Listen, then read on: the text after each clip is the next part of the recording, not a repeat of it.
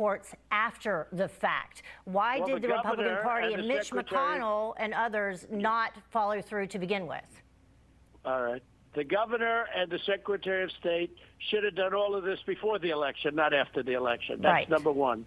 And I believe we won substantially anyway, because we had a group, and that's why they didn't vote for the senators, because they were so angry at what happened to the presidential election. In fact, I'll bet you a lot of them voted Democrat just despite it, because they were so angry at what happened to the presidential, the way that got taken away. Let's give the Democrats and it's a disgrace, all the power. Those are great people in Georgia. They know exactly what happened, and it's a disgrace. On top of that, they did things, they made all these changes, but in particular the consent decree, and they never got legislative approval. Therefore, it's unconstitutional. And without the decree consent didn't decree, change anything. the Republicans would have won anything. It just reinforced and then Mitch the actual McConnell law. was fighting over $600 versus $2,000. So the Democrats are saying, we'll give you $2,000 plus, and Mitch McConnell saying, we'll give you no more than $600. So between the anger from the presidential election and Mitch McConnell saying, we'll give you $600 and not a dollar more, and we have a raise, and they're going to get it anyway. So it was handled very badly, I will tell you, very incompetently. Well, trying to fix... We have some great Republicans, but we need them in leadership positions. Right. Well, we see what's happened after the fact. Just one of the many crises that are going on right now is the border situation. I did want to get your comments on that, because there's reports out today that the Biden administration is now going to follow through once they pulled the plug, but now they're talking about going back and constructing the wall in the parts that were not yet going complete. One of the many things that they reversed immediately without going down there to the border and determining what could or could not be done. What do you think that the Biden administration needs to do to fix it right now? Well, I think it's great that they reversed themselves, but a lot of damage was done, because we were going to have that wall almost complete.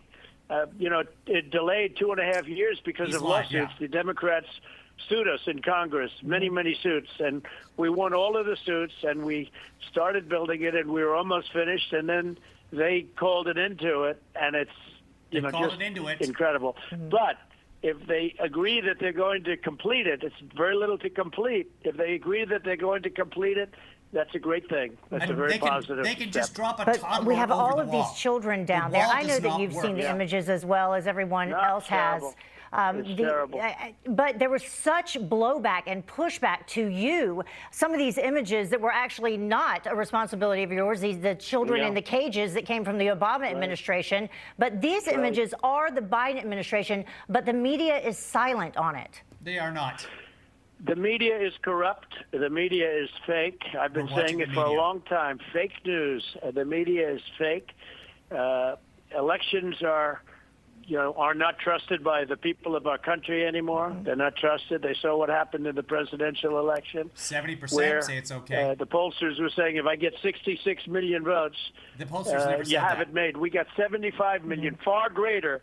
And then they had ballot dumps in the middle of the night at 3 o'clock in the morning. It's a disgrace what happened. So people don't trust the elections. They don't trust a lot, but they certainly don't trust the media. The media is not a free and fair press. We don't have that. A lot of we folks don't have a fee.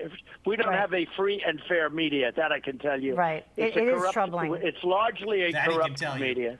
I want to ask you about the Biden administration and foreign policy. A lot of folks questioning his health and issues that he's had. We didn't have the press conference until 64 days in. And then we had China, North Korea, Iran, and Russia, who have all challenged him from day one. When it comes to foreign policy and what the Biden administration is doing, specifically North Korea, not even taking their phone call. Obviously, you had a relationship with Kim Jong-un. Have you spoken to him, and what do you think about the Biden administration when it comes to North Korea? Hunter. Well, I had a very good relationship with Kim Jong-un. In the end, we started off rough, but we got along very well, and we like each other, and it was a good thing. If you remember, when I first came in, everyone thought we were going to war with North Korea. No, and that no one thought happen. that. Now I notice that it's a very bad situation, and very bad situation with China. China never spoke to me the way they spoke to our representatives. But he's a puppet of China, remember? That way. That's what you said The way they over and spoke to over our again. people in Alaska was horrible. And if you look at Iran is now, we would have had a deal done very quickly with Iran. The way Because you got 4 years. You had 4 years to get a deal done with Iran. You tore the deal up. Which is unthinkable. Right. Everything. It's just nobody's ever seen anything quite like it. And Why the Middle East, we had No. peace. We were going to have total peace in the Middle East. Total peace in the Middle East. Abraham Accords were incredible and acknowledged to be incredible. And then, of course, I came up with the vaccine. We pushed people like they've never been pushed before at the FDA and elsewhere and got a vaccine. The FDA didn't develop the vaccine. 5 years. Right. And it's, we did a great job. But now we have somebody else running it. If you look at China, they have ships all over the place. They have, very threatening having to do with Taiwan. This is NEWSMAX, not Fox. Why do you think that is? Why do you think that you were treated so differently than they have come in and immediately treated President Biden? Well, they have to respect your leader and they have to respect your leadership. And if they don't, it's going to be very tough. Russia, the same thing. You look at what's happening with Russia. Russia's very aggressive now.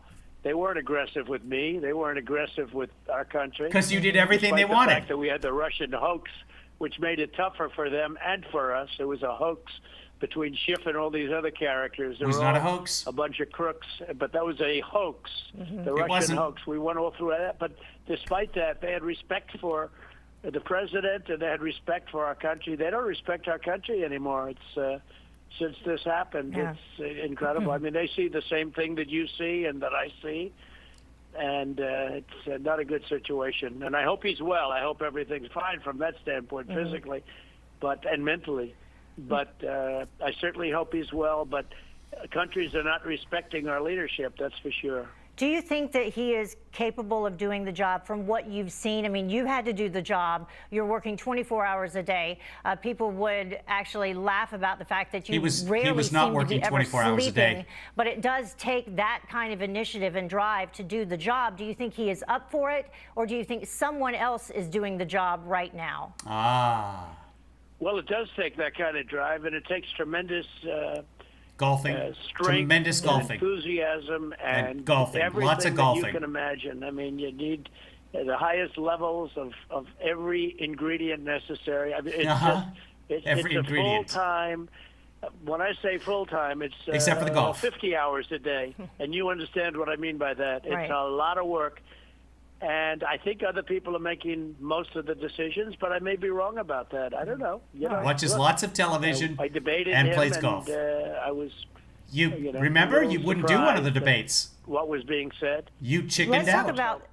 I don't really know him very well, but to be honest with you, somebody's making decisions. Let's put it this way: Bernie Sanders, if he ever won, he would never have gone anywhere near this. He cannot believe what's going on. This is Bernie Sanders on steroids. Our country's becoming a socialist nation. This is Bernie Sanders on steroids. And the only good thing to come out is now they finally agreed, after screwing up the construction, which was going along perfectly. You could put Bernie Sanders on steroids, it would make no difference. Complete the wall. Which shouldn't take them a long period of time, but that's a good thing. That's a very good thing. I wanted to ask you about vaccines, let's put vaccines on hold for just a moment. And since you talked about Bernie Sanders, the infrastructure plan that everyone is talking about, that includes everything under the sun other than infrastructure. Usually, at least under your administration, infrastructure was bipartisan. It was a bipartisan effort. It never happened. This administration all the infrastructure weeks never happened. Bipartisan when it comes to either COVID relief or this multi-trillion-dollar infrastructure plan that includes Trump never passed an infrastructure the Green bill. New Deal and what they're calling human infrastructure. What do you see as the path moving forward for any type of bipartisanship, and what happens when it comes to taxes? They're talking about reversing the corporate tax rate that you lowered and raising it again to 28%. Yes. Well, you have companies leaving our country. I brought them back. So many companies came back, and they invested money in the country, like numbers that nobody can even believe. They bought back their own stock. Their money back in because of the tax structure was too high, so they left their money do all of the work in other countries, and it was coming in by the trillions. And it was a great thing what was happening, and all of that's going to be reversed. It's a very sad, including jobs. We had the greatest job numbers in history. Nobody's ever had numbers even close. And That's not at all true. Now, and I did it twice, because I did it once, and then the plague came in from China, and then after our foundation was so strong. We're doing better than any other country in the world right now, and that's because of the foundation that we built economically. And even with COVID, they used to say, oh, look at Germany and look at France and well, they're all shut down. They're in a desperate position right now, and we're open.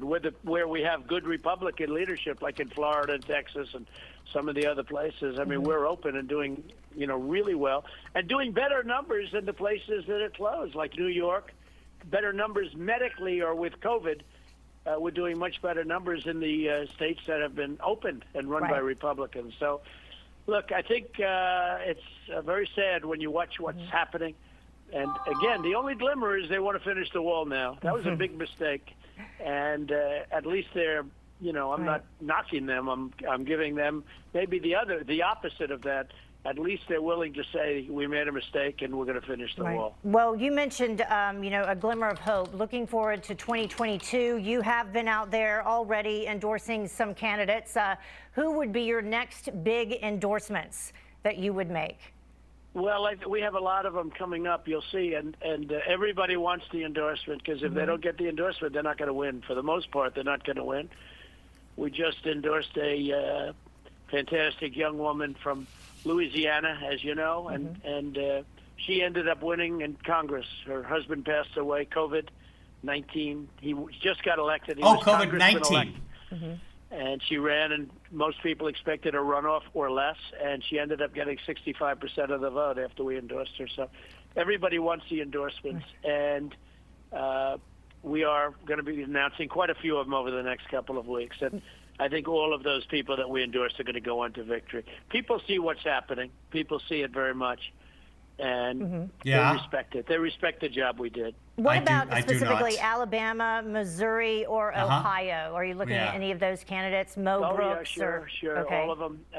You have great people going in those states, and they're great states, and they're states that I won by a lot. As you know, Alabama, Missouri, Ohio, I won by a lot. And they all want an endorsement. And I'll be largely making those. Sometimes, you have 2 or 3 really good and supportive, but also really, really good candidates. And sometimes you have to let that just play out. What about Matt Gaetz? I'll be, generally speaking, making endorsements. What does it take to get your endorsement, and would you be willing to make what about the just Panhandle of Florida? One right now? I'm pushing you on it. Matt Gaetz. Well, look, I can say that, I haven't endorsed yet, but Mo Brooks in Alabama has done a spectacular job of fighting for an election integrity. He saw the crooked election, what happened, and he was willing to speak up. And he's a strong guy. He's a tough guy. He loves his state. I mean, I could see going that way. You have other really good people. They're really good people. But, Mo is right out there on the front lines, and he was fighting for election integrity. He saw what happened with the 2020 presidential election. It was rigged and stolen, and he saw that. It wasn't. And others saw that, too. What about Eric Greitens or Josh Mandel? He's running for the Senate. You have some wonderful people. Trump has no idea who that is. And in Missouri, you have some wonderful people running, and we'll be letting people know very, very shortly. Okay. Well, you can let them know no right answer. now, but you can think about that. Well, 2 minute, no answer. Well, I think you do a fantastic job, by the way, Heather. I think you're really a real professional. I appreciate it very much. I appreciate it. What about this big RNC donor meeting? They're all coming down to Palm Beach this weekend? We have a lot of senators, congressmen, and donors coming down to Palm Beach, to Mar-a-Lago. We have a very big ballroom, and it's going to be We've got the biggest balls of them all. Really something. Florida's back in action, and they've done. Ron has done a fantastic job, and the state is really, people want to come here. What's the significance? A lot of people are coming and not moving back to other locations, which is pretty tough for those other locations. Yeah, I don't blame them for the ones that left New York, because we are nowhere near back. What's the significance of all the RNC folks coming down there this weekend, and how often do people try to come down there to get your endorsement and to get your help? Well, all the time, and far more so than even a year ago or That's 6 months funny. ago. You see the polls, and the polls have been incredible. We have 95% approval ratings, and we have No, really, he does not. It's an incredible thing. His polls, even the Republican Party, have fallen significantly. Normal, wonderful times, which frankly were probably in many ways worse than this, because we got hit with COVID. Right. We got hit with the plague from China, so that sort of puts a pall on things. But if you look back, you'll see that, generally speaking, an endorsement doesn't mean a thing. Having an endorsement from Ronald Reagan was wonderful to have, but it didn't mean that much in terms of points. And I'm giving endorsement, and people are going up 30, 40, 50 points. It's been pretty amazing, actually. Yeah. And it's a great honor. But I have to be very careful with it, because I want, we want great people to be in there. We want people that love our country, that are going to be willing to fight for our country and be strong. And I think those are the people that we are endorsing. Low taxes, keep the taxes low, strong military, Second Amendment. I mean, there are 5 or 6 things that are just, very, very important. Right. And 54% of Republicans are being obliterated. 54%. The Democrats are looking to virtually demolish your Second Amendment. I said that was going to happen. I wanted to ask That's you not about- happening. The election was a rigged, stolen election. If this would have happened to Democrats, you would have had a revolution. They wouldn't have allowed it. And You the tried. Supreme Court did not have the courage to do what they should have done, because these elections in the swing states, they didn't have anything approved by the legislatures. Well, The that's why. Yeah, legislatures that's didn't why I approve asked all you of these earlier. voter changes. They did. That's why I asked you earlier if the All of them. Republican Party had done enough before the election to keep some of these things from happening when it came to voting laws and voting integrity, which obviously all the states now are trying to do their part with that, but it's causing a huge problem with a lot of corporations and boycotts. Finally, President Trump. Actually, they did. And as you know, judges didn't want to hear cases. Right. They didn't want to be responsible for this. The judges didn't want to hear the case, but it's so simple. That's not nonsense. only dead people voting, not only Nope. illegal immigrants and all of Nope. the other things, all of Didn't the ballot happen. dumps, all of the things that happen Didn't at happen. 3 o'clock in the morning, etc. That's fine. Forget That's all what's of supposed that. to happen. They didn't get approval to make all of these massive changes, and you're not allowed to do it locally or even with local judges. One change in Without Pennsylvania, going and the through a votes state were Local counted. politicians. Yeah. So it should have never been allowed, and the Supreme Court should be ashamed of themselves for not being willing to take it on. Well, you're taking steps now so that it can be resolved before the next election, and we won't have to fight it after the fact. I did want to finally That won't just change ask the you, Supreme because Court you were at talking all. about endorsing candidates. Will you be using your new social media platforms for that, and what else can you tell us about it? And also the presidential library. Any news on that front? So we have a lot of people that want to come onto social media. Right now, as you know, we're doing releases, press releases, I guess you could call them, and they're getting out to everybody. They're very effective, actually. I mean, I think I'm getting the word out to everybody. And it's done in a way, it's done in a more elegant way. But we have a lot of options on social media and platforms, and at the right time, we'll be making the announcement. We had probably 200 million people, between 90 million people on Twitter, and then we had POTUS had a 36 million, and we were one of the top on Facebook. And, all of these people. Is Gmail down for anybody else? Big tech cut them off because they were not happy with the progress that we made. They cut them off. They silenced a voice, and a big voice, and many other voices. And many people left Twitter. Twitter's become very boring. It is very mundane. boring. It is. And anybody says it isn't telling the truth. Left. Yeah. I find all many kinds of people cool have things left, on it. Heather, it's incredible. They're leaving, and it's I'm- no longer. I'm literally when I on went Twitter right now. Years ago, it was like a dead company, and then it became hot. Now it's becoming dead again. People are bored. I mean, I'm hearing this from everybody. They're bored stiff.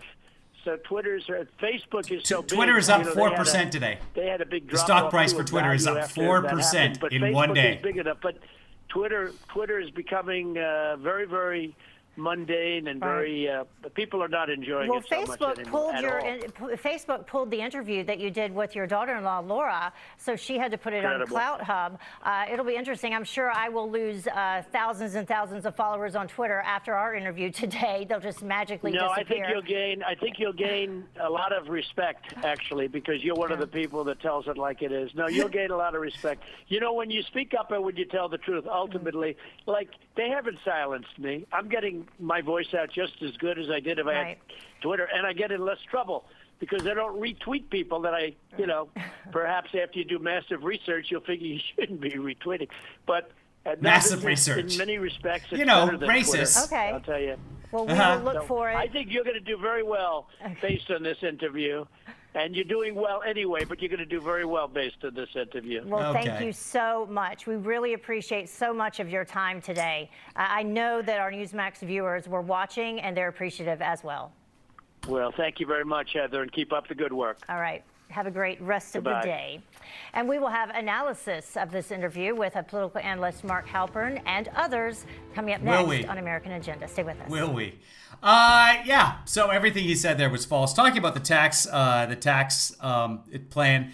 So corporations brought back a bunch of money from overseas. For example, Apple had a bunch of money in Ireland where they had no employees for a while because it was a tax shelter. So he gave amnesty and said, hey, we're not going to tax that money coming back in. So they brought that money back in. Yeah, they're going to create a whole bunch of jobs and they're going to build factories and and everybody with some sense said, no. They're just going to do stock buybacks. They're going to take that money and buy stock to raise the price of the stock and take back ownership of their stock, which drives the market value up, which is good for their shareholders. They're not going to just start making products if there's no demand for those products. And if they can make those products in China for 1/5 the price, it's just not going to happen. Well, guess what happened? I never liked stock buybacks from their standpoint. When we did a big tax cut, and when they took the money and did buybacks, that's not building a hangar, that's not buying aircraft, that's not doing the kind of things that I want them to do. Right. And we're now talking about buybacks. We didn't think we would have had to restrict it because we thought they would have known better. There was some that just thought they would know better. Companies that used that money to buy back stock, driving up the price of the stock artificially in many cases. I don't like. Well, that's not artificially driving it up. That's actually driving it up. That I don't like it. If only someone would have said something.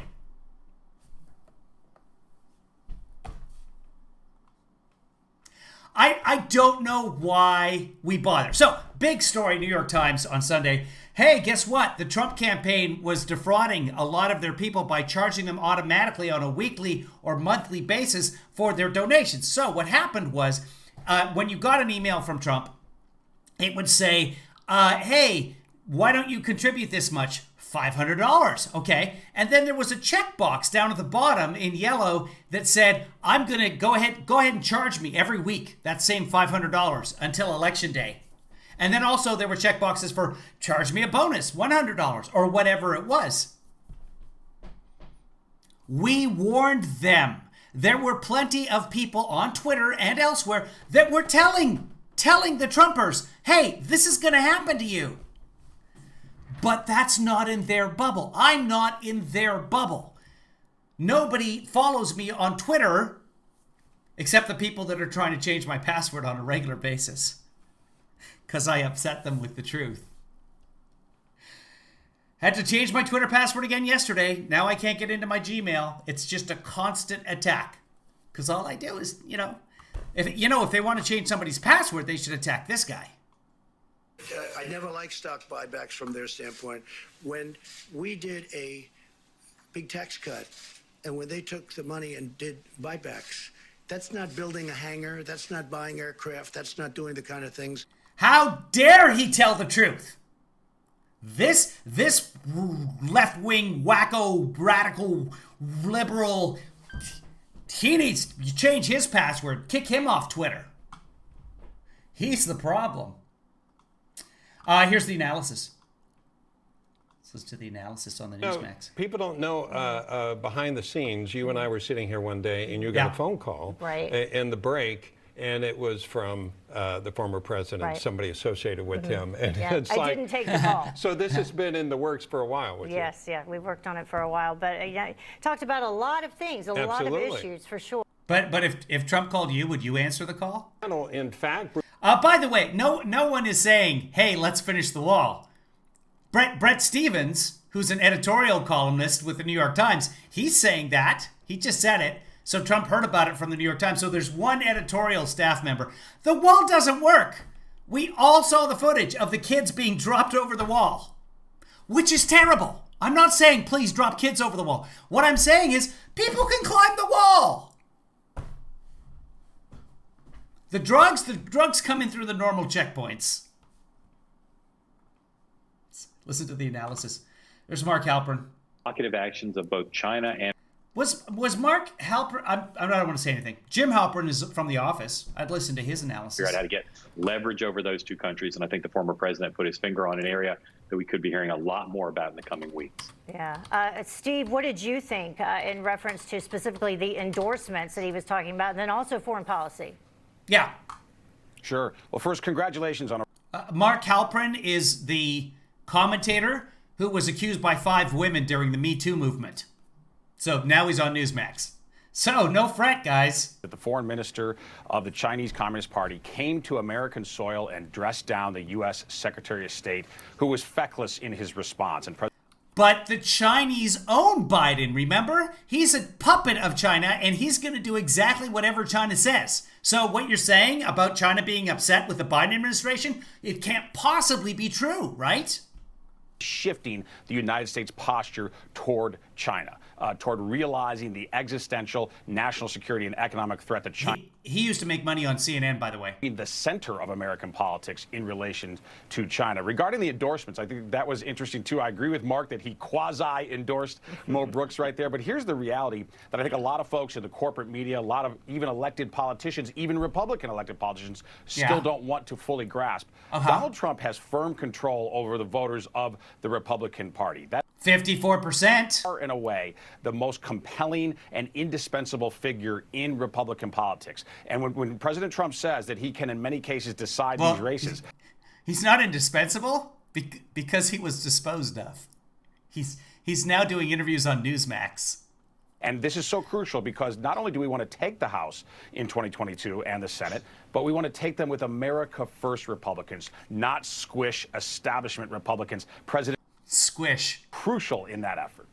Bruce, let's go back to the very beginning of what ended up being a very long interview in reference to the We missed that part. boycotts with the MLB and the woke corporations who jumped in so suddenly on the changes to the Georgia law when it came to voting.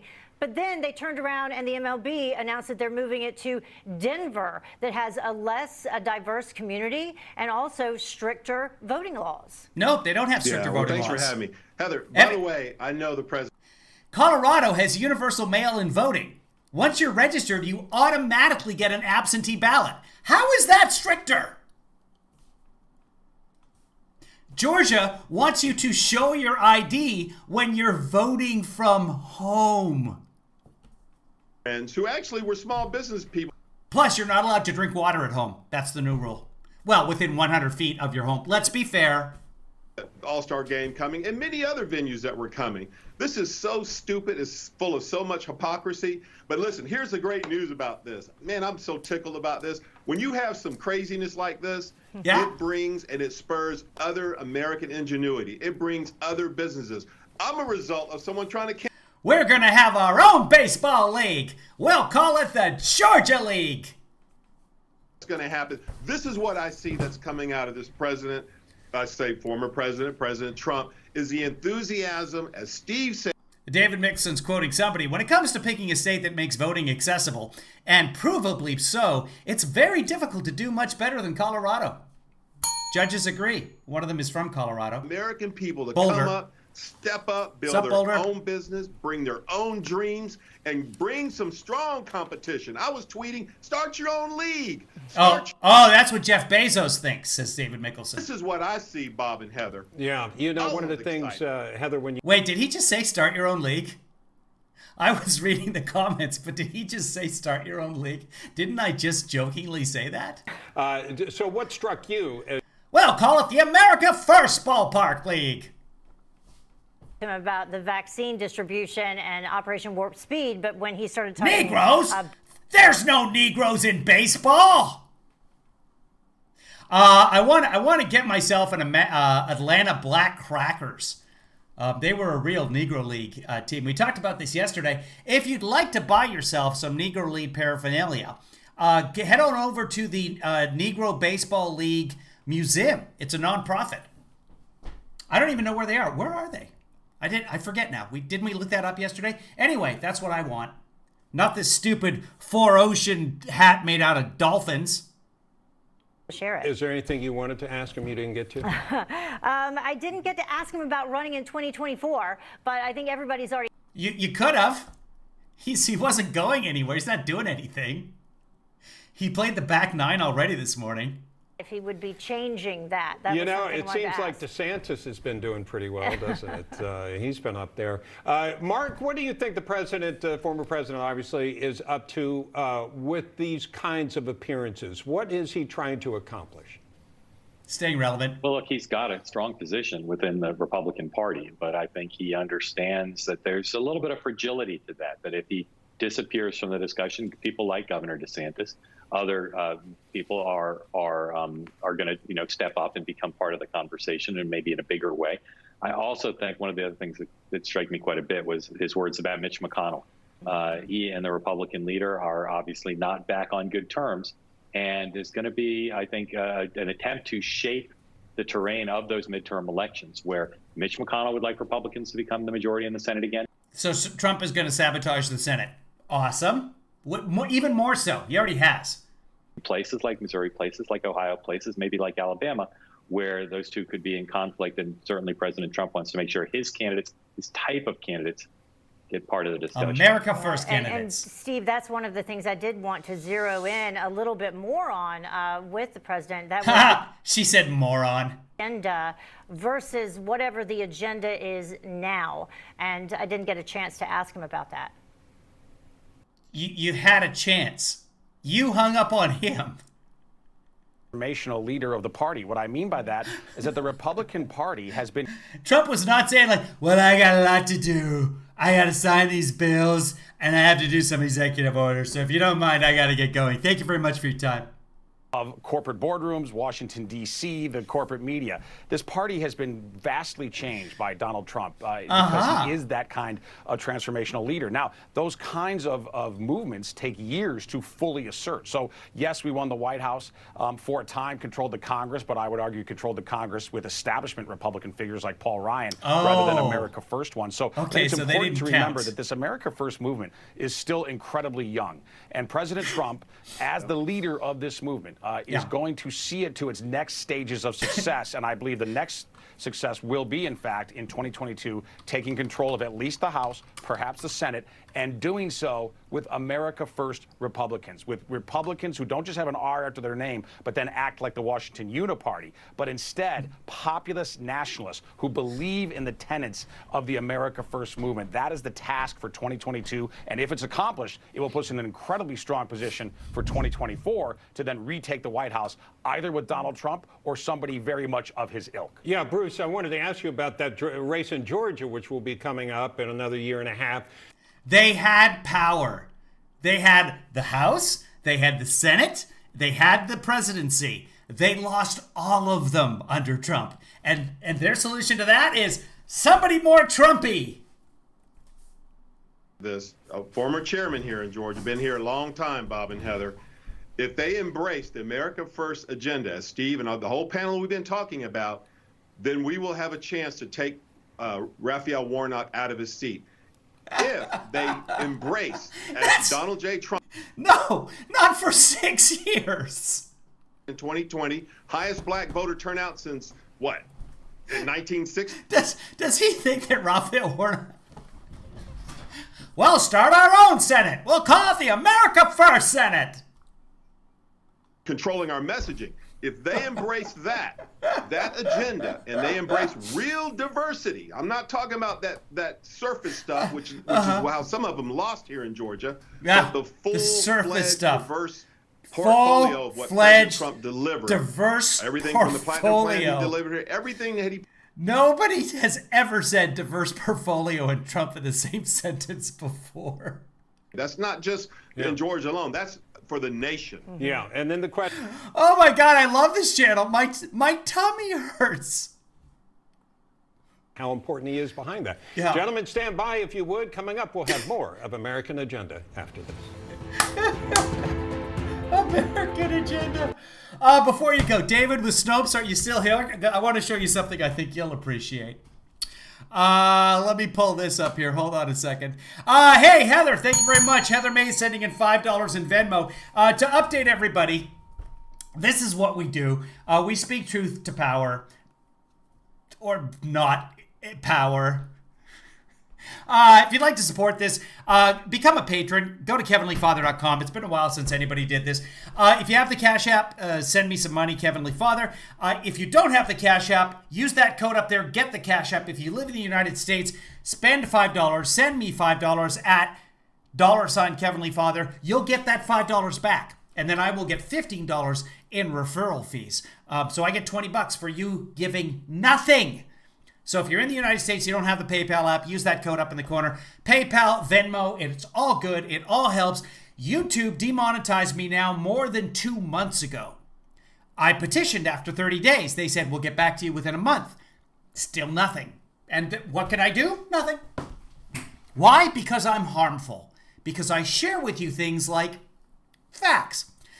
Speaking of facts, I don't know if David's gone or if he's still here, but I'll start this up so the rest of you guys can see it. We're not going to wait for David. There's no David in baseball.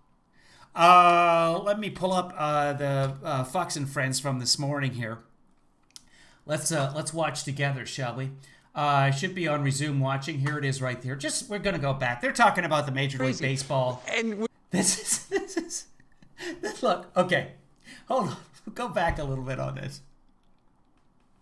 Okay, so we'll go back to the beginning here. We're talking about what really matters.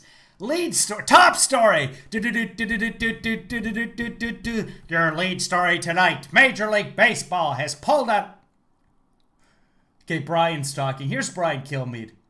Brian Kilmeade is a man that just has problem letting go of things.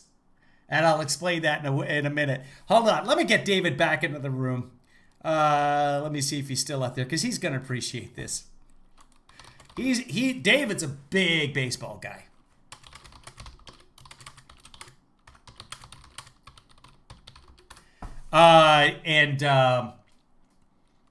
Looking forward to going to a couple of baseball games with David this year. The Dodgers are going to start letting in fans. The Mariners are letting in fans at a diminished capacity, about 25% of capacity.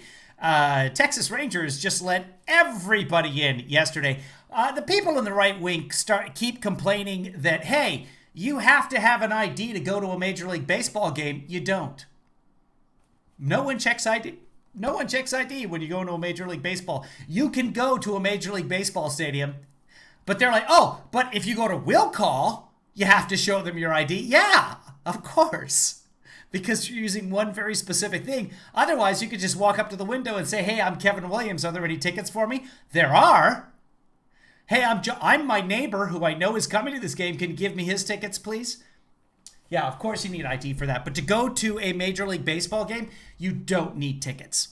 No, you don't need tickets. You don't need ID. To buy a Coca-Cola, you don't need ID.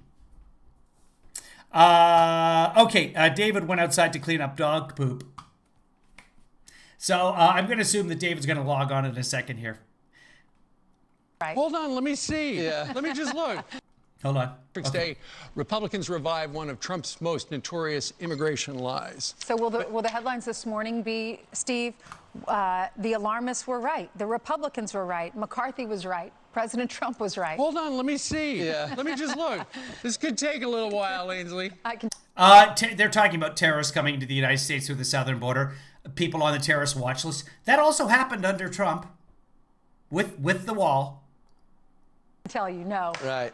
But the headlines were and through regular border checkpoints as well. yesterday, you know, out of nowhere, Rob Manfred of Major League Baseball joined other corporations in not reading the bill, it seems, and coming out again. Out of nowhere.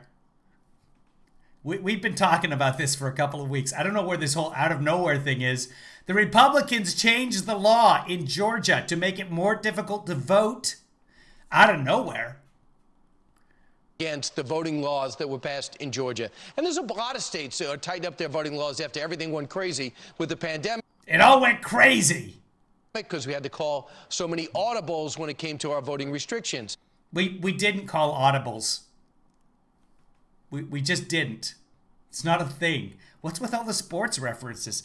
Oh, David's not in the room yet. Okay, we'll talk about something else. Let's go to another show here. Let's just see what's happening live on Fox right now. Let's see. There's a couple of channels that are covering the trial. On Fox, they're talking about Boost, which is an energy drink for older folks. I have done an ad for Boost, so that tells you about me. That tells you about something in life. So they were looking for people, I think 40 to 65 or something for a Boost commercial. I was 44. In fact, the callback was on my 44th birthday. They wanted to see me, and I thought, I'm not going to drive. I was living in Seattle. I'm not going to drive from Seattle to Vancouver. I don't want to drive for a Boost commercial. I got it. Not that I look particularly old, but I had the energy that they wanted in the commercial. I was, my friend Jamie and I, both who were under 50, were the first thing you see in the commercial. Worldwide, made a little bit of money for that. It was in Canada. Had it been shot union in the States, I would be right now, I would not be begging for Cash App on YouTube, because they still show that ad. Benefits of working union, everybody. I want to be part of the middle class again. I got other ideas. We'll wait till David comes back into the room, but right now let's see what's going on with America Reports with John and Sandra. Thanks for joining us. I'm John Roberts in Washington. Hi again, Sandra. And good afternoon to you. There was no Boost to drink when I was doing the shot. I don't know that I must have had a Boost before. It's like chocolatey, right? I want to say that I enjoyed it. Yeah, because my mom used to drink it, and I have had it. It's I don't mind Boost at all. I'm Sandra Smith in New York. That's because, John, the hypocrisy. The league is expected to announce today that it's moving that all-star. Again, here we are now at 11 a.m. That's 2 p.m. Eastern time, and the lead story is about a baseball all-star game. All-star game to Denver. The move meant to be a stand against Georgia's controversial new voting law, but John, similar voting laws. Meanwhile, the trial of George Floyd's murderer is happening right now, alleged murderer. Exist in Colorado. That state, in fact, allows for 15 days of early voting, which is 2 days. Okay, here. They're trying now to say this is a different graphic than we're about to see when we watch Fox and Friends. When David comes back! I don't have issues. No, we're going back to the beginning. This is 11 a.m. my time. We're watching this show, which is happening now, but we're watching the lead, the very beginning of this show. So 11 a.m., this is what was happening on Fox News. We're going to see another graphic. Fox has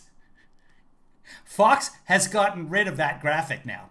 They've taken something out of this graphic. One of these graphics is not like the other. We'll watch this one after when David finally gets here. And you guys will see the difference. So let's just take a look. They're saying Georgia makes it easier to vote. 15 days of early voting versus 17 days in Georgia. Allows no excuse vote by mail. Georgia allows the same. Valid ID required to vote by mail and in person. Absentee ballots are received automatically. Valid ID to vote by mail and in person. So, okay. So one place sends everyone in the state an absentee ballot. Nobody has to go vote early. Nobody. The other state does not do that. You have to request with a signature an absentee ballot, And you have to somehow show them your ID. Grandma has to use a scanner to send the people her ID to prove she wants to vote in an election she's been voting in for 64 years. Dad, you're on mute.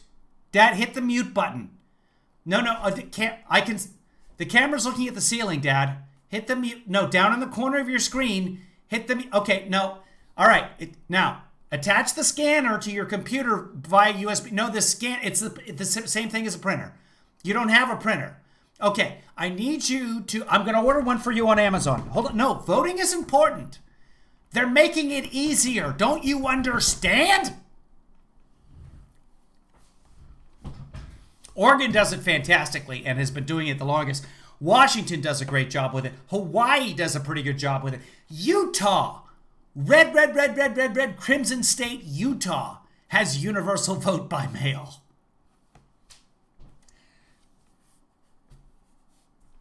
But for some reason, having the 2 extra days of early voting, I've never gone to early voting. My early voting involves this. Oh, I have a ballot. I now have my ballot. I'm going to put my ballot in my mailbox. I'm going to I'm done. Finally, David's back. We'll get to David in a second here. We're going to make him wait. Days fewer than Georgia. You can see here in the side-by-side comparison. They both allow no excuse voting by mail, but they also both require valid ID to vote by mail and in person, Sandra. We've got you covered from all. Okay, so how does that... I'm sorry, but having to go through the extra step of requesting an absentee ballot, that's an extra step. That doesn't mean that Georgia is easier because you have to go through the extra step. All angles here on America Report. Oh, Brian Kemp's coming up. Maybe we'll watch that. Let's go back. Now that David's finally here, let's go back to where we were watching there with the Fox News. We'll take a look at that graphic in a second, but first, David will appreciate that. I don't know if any of you will appreciate this. That's your DVRs at 4 a.m. Oh, Eastern come time. on, really? Morning, so you... Sorry, it jumped back on me. And why would they do that? Remember, CBS. this is Hold on. It was a year later. CBS. And we said I gotta find it now. Oh, here we go. As it turns out, that's right. It was the lead story. Warnings about immigrants sound. Okay, and then he checks his phone. Right, the Republicans in not reading the. Okay, here we go. President Trump was right. Hold on, let me see. Yeah. Let me just look. This could take a little while. Hi, Anissity. I can tell you, no. Right. But the headlines were yesterday, out of nowhere, Rob Manfred of Major League Baseball joined other corporations in not reading the bill. Nothing happened, and then baseball said, we don't want to be in Georgia. There was nothing instant out of left field. You could have used that, Brian. That was hanging out there for you. It's a sacrifice fly, and you let it drop. Seems and coming out against the voting laws that were passed in Georgia. And there's a lot of states that are tightened up. There is a lot of states. Their voting laws after everything went crazy with the pandemic because we had to call so many audibles when it came to our voting restriction. Again, that's a football term. Major League Baseball really hit a home run right through the uprights here by calling an audible. So Rob Manfred, Major League Baseball, said, I'm really upset what happened in Georgia. That is why in July, when the All-Star game comes up, I am pulling out Major League Baseball's. God, I wish Trump has pulled out. All-Star game, which, by the way, lost a lot of its glamour as soon as they started interleague play. We're going to pull that out. Okay, listen to what he said. David, you'll appreciate this. Okay, we're talking about the All-Star game, which is meaningless, right? Baseball said, I'm really upset what happened in Georgia. That is why in July, when the All-Star game comes up, I am pulling out Major League Baseball's All-Star game, which, by the way, lost a lot of its glamour as soon as they started interleague play. We're going to pull that. They've been doing interleague play, the American League playing the National League during the regular season. They've been doing that since 1997.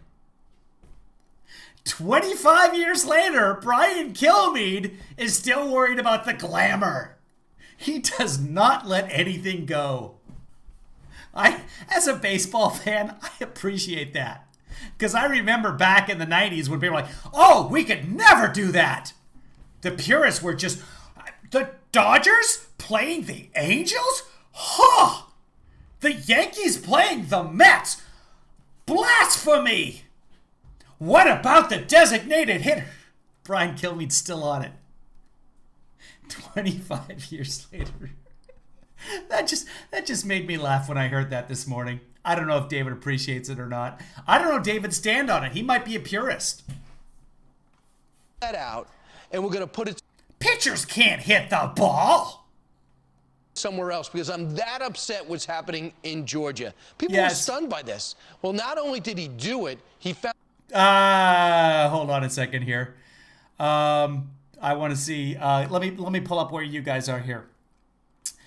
David says, if they didn't pull the All-Star game from Atlanta, the likely result would be a majority of the players would boycott the game. That's the point, right?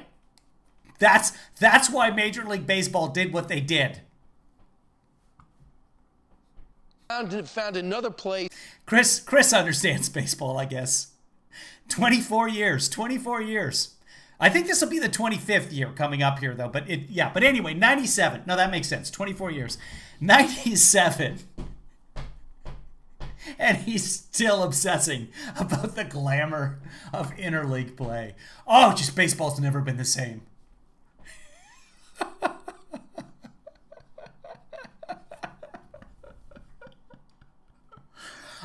This is the wackiest stat in baseball. Of the first 21 people to hit, so in one league, in the American League, pitchers don't hit because you've got a designated hitter. They wanted to add offense to the game, so they brought in a designated hitter. He doesn't play in the field. He just whacks the ball because pitchers, they're not necessarily the best hitters. However, back in the beginning, the pitchers were like the best athletes. Babe Ruth would pitch. He would also play in the field. But anyway, traditionally, like the best athlete on your kids' team, pitcher. Probably they make him the pitcher. He's got the strongest arm. Probably also a good hitter. Anyway, at some point they stop and then they get in the American League. And then if you can't hit the ball, you're an American League pitcher. The wackiest stat in all of baseball, and baseball is full of wacky stats, is of the first 20 people to hit a home run in their first at-bat. It hasn't happened very often. This is a few years ago I saw this stat, and I was like, what? So your very first pitch, your very first time at the plate, you hit it out of the park. It's everybody's dream, right? Of the first 20 people to do that, 11 of those people were pitchers. Couple of reasons for that. In the oldie days, pitchers were the best athletes. The other reason is it's a pitcher. It's his first time ever pitching or ever hitting. I'm not going to give him a fastball, or I'll just give him something right down the middle, right? Let's brush this guy back a little bit on the inside corner. It's a fastball. Boom, crack, gone. But isn't that weird? Of all the positions, pitcher, 11 out of 20. Now, there's 9 positions out there. There's also designated hitters, so let's say there's 10. 9.5. Anyway, now let's go see what's missing from the graph from this morning. To bring it. Well, and here's the thing. As they move it to Coors Field, it's going to be the 13th day of July. In Colorado. In Colorado. Yeah. Colorado, the state of Colorado, it is actually harder to vote in Colorado. Yep, they all agree it's harder to vote. That state where everyone gets an absentee ballot and literally nobody has to go to the polls, so much harder. Joke. Than it is. Literally, you could stay in your home the entire year, and some people do. You can be a shut-in and vote in Colorado. So much harder. In Georgia. When you take a look at Colorado versus Georgia. Yes, let's take a look. Colorado actually has fewer early voting days. Again, I've never voted early. I just sent in my absentee ballot. So let's see what they changed here. 15 days early voting, 17 days. Advantage Georgia. No excuse vote in mail. Same. All registered voters receive mail ballots. That's what they took out here. See? Do you see the difference? Absentee ballots. All registered voters receive mail ballots. Anybody look at, oh, hold on. Valid ID required to vote by mail and in person. Valid ID required by mail and in person. Okay. So, Colorado, all registered voters receive mail ballots. It's not on the next graphic. Georgia says bans passing out food and water to voter lines within 150 feet, but allows for unattended water receptacles. Okay, so someone is allowed to go, you can't pass out the water, but you can pass out in line. But in Colorado, there are no lines because everybody gets an absentee ballot. Tell me how it's easier to vote in Georgia. Are there water receptacles? It's so much hard. What did he say? He put some emphasis on it. Hold on, let's just go back. Actually harder to vote. Actually harder to vote. Brian, is that true? Yep. In Colorado than it is. It's a joke. It's a joke. What reality? And then I'm sure that people looked at this and saw the graphic. Georgia, when you take a look at Colorado versus Georgia, let's take a look. Colorado actually has fewer early voting days. Right. Okay, but this thing, all registered voters receive mail ballots. Absentee ballots are sent automatically. Everybody receives a mail ballot. That's why that's not on the next part. They make it. They condense. They grab the two and they put them together so that they.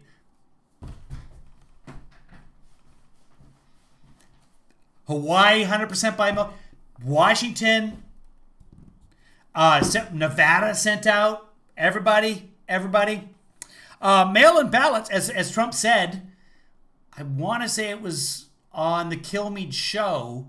Trump said that we'll never. Oh, it might have been Geraldo. The Republicans will never win again if we go to all mail-in ballot. Let's see what else they did, and then we'll jump out of here, and that'll be that. Georgia 15 to 17. Georgia has more. Here's the thing: they both allow certain things. There's a lot of fine print there. They both allow certain things. There's a lot of fine print. You know, the bullet points. Fine print. There's no fine print here. You got 4 bullet points on each side, and one of those sort of destroys your argument. They both require. Hey, thank you very much, Heather Mays. Sent in. Heather Mays sent in $5. Said stealing an IQ point from me. So we've all stolen an IQ point from Heather. ID, which is crazy. And when you think about all the people who have come out and said, look, they're requesting ID in the state of Georgia. A bunch of airline CEOs said, I can't believe they're doing that. But that's what they do at American Airline, at Delta, and Southwest, and United. They all require ID to fly. Well, they don't. The federal government does. There's no constitutional right guaranteeing your access to airplanes. There just isn't. And Coca-Cola came out, and Coca-Cola badmouthed the Georgia law. But as it turns out, you don't need ID to buy Coke. Turns out, in 2020, at the Coca-Cola shareholders meeting, you had to show your ID to get into the building. Okay, but you can buy a Coke.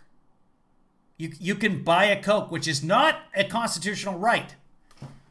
Not a constitutional right to go to the shareholders meeting either. You had to show your ID for a shareholders meeting. The Constitution guarantees everyone who's a citizen over the 18 and is not currently in prison the right to vote in an election as long as you're a white male who owns land. It's right in there. And yes, there's the amendments that allow women to vote. So what are they talking about? There's so much disinformation. And non-white males to vote. And there's so much misinformation out there and political propaganda. Yesterday, Mitch McConnell. They just gave us the correct information. Said there's a big lie. You don't need an ID to buy a gun. You can buy a gun from a private seller without ID. That's the loophole. I could go buy a gun on the street today and it's legal. That's the problem. About Georgia's new law, and CEOs of America's biggest companies should stay out of politics, and whatever you do, don't pick sides. Too late. Some big companies have picked sides. And you have to show an ID to get on a Delta plane. Yes. You have to show an ID to pick up your prescription drugs. You have to show. No, I just picked up I picked up my daughter's prescription drugs yesterday. I didn't have to show ID. Like for Sudafed, I think I had to show ID. I don't have to show ID for my prescriptions. I picked up my mom's prescriptions for years from Seattle and from Canada. I had to show my ID to cross the border. Here's the thing. Sudafed can be used to manufacture amphetamines, meth. You can't use your mail-in ballot to manufacture drugs. An ID to do so many things in our country. Why wouldn't you want to do that with voting so that we have voter integrity and we can all trust that our vote? Yeah, you need, when you register to vote, you have to prove you're a citizen and you have the right to vote. That's fine. Then, if you're voting from home for the next 20 years, there's no reason I should have to. They know my address. It's okay. The fraud doesn't happen in any kind of scale that makes any difference in any state. Ask the states that have been doing it for 10, 15, 20 years. Is counting. Rand Paul said. By the way, they sure fixed the whole meth problem by requiring ID for Sudafed, didn't they? As if they want to boycott us, fine, let's boycott them. He said if Coca-Cola wants to only operate in Democrat states and wants only Democrats to drink Coca-Cola, God love them. We'll see how they do. I feel like going out and buying some Coca-Cola just because of this. When half the country quits drinking Coca-Cola and half the country quits. It's not half the country. Remember, Trump called for a boycott of Apple. Do you guys remember iPhones? Yeah, so we used to have phones. Now we all have Androids because Trump. But we used to have, those of you in the audience, some of you remember iPhones, right? You used to have a phone, but it was called an iPhone. And it was like an Android, but there was a company called Apple. It's not a food. It's a company that was called Apple. I know, weird. But that was the name of the company. They were run by a guy called Tim Apple, named after him. And he had this. Anyway, Trump called for a boycott. Half the country stopped buying iPhones. And that was that. That was the end of Apple. Flying Delta. Same thing. There was a company called Goodyear, but they sold tires. It wasn't good tires. It was Goodyear. They sold tires. And you could put those tires on a motorcycle called, get this, Harley Davidson. And the boycott for that was called by a guy named David Dennison because he thought that the Harley Davidson name infringed on his rights, his copyright, for the Davidson being his name. But it was David Dennison, but it's still, people got confused and they're like, am I buying a Harley Davidson bike or am I buying a David Dennison bike? So people boycotted the Harley Davidson, they boycotted the Goodyear, and they boycotted Tim Apple's products. And that's how President Trump changed the landscape of America. That's how powerful he is. And Senator Rubio is calling out the commissioner. He's saying, look, you're a member of Augusta National. Are you going to give up your membership at that golf club? Right. Yeah. He also says if you need to stop engaging with other countries like China and Cuba because they don't even have elections. He says, do you think that's going to happen? I doubt it. But he wrote him a letter requesting it. Yeah, and Marco Rubio's been ahead of the curve on all of this stuff, and he brings out the relationship between what they're saying and what they're doing. It's a huge difference. So the problem is it's all right because Republicans in Georgia, they're when you have to say, what about Cuba? You're doing something wrong. That would be like Mussolini going, hey, but look at Hitler. I'm nothing compared to Hitler. Start with the President of the United States saying it's Jim Crow on steroids, saying it is sick. Jim Crow on steroids, really? Poll tax, 1880? Democrat-approved initiatives back in the turn of the 20th century? Passing laws in Georgia that what judges called it in North Carolina, similar laws, were racism with scalpel, surgeon-like precision. Something very close to that. I'm getting that. I used to know this phrase by surgery-like surgeon, scalpel-like precision. What was it? Someone knows. That's what you're comparing this to? That's right. We've got like a pink theme. We've got a magenta theme going across these guys. Well dressed. Well done, guys. They used to be on a couch, right? Totally inaccurate. Not only is it obviously inaccurate, even the Washington Post said four separate things that President Biden said were flat out wrong. No.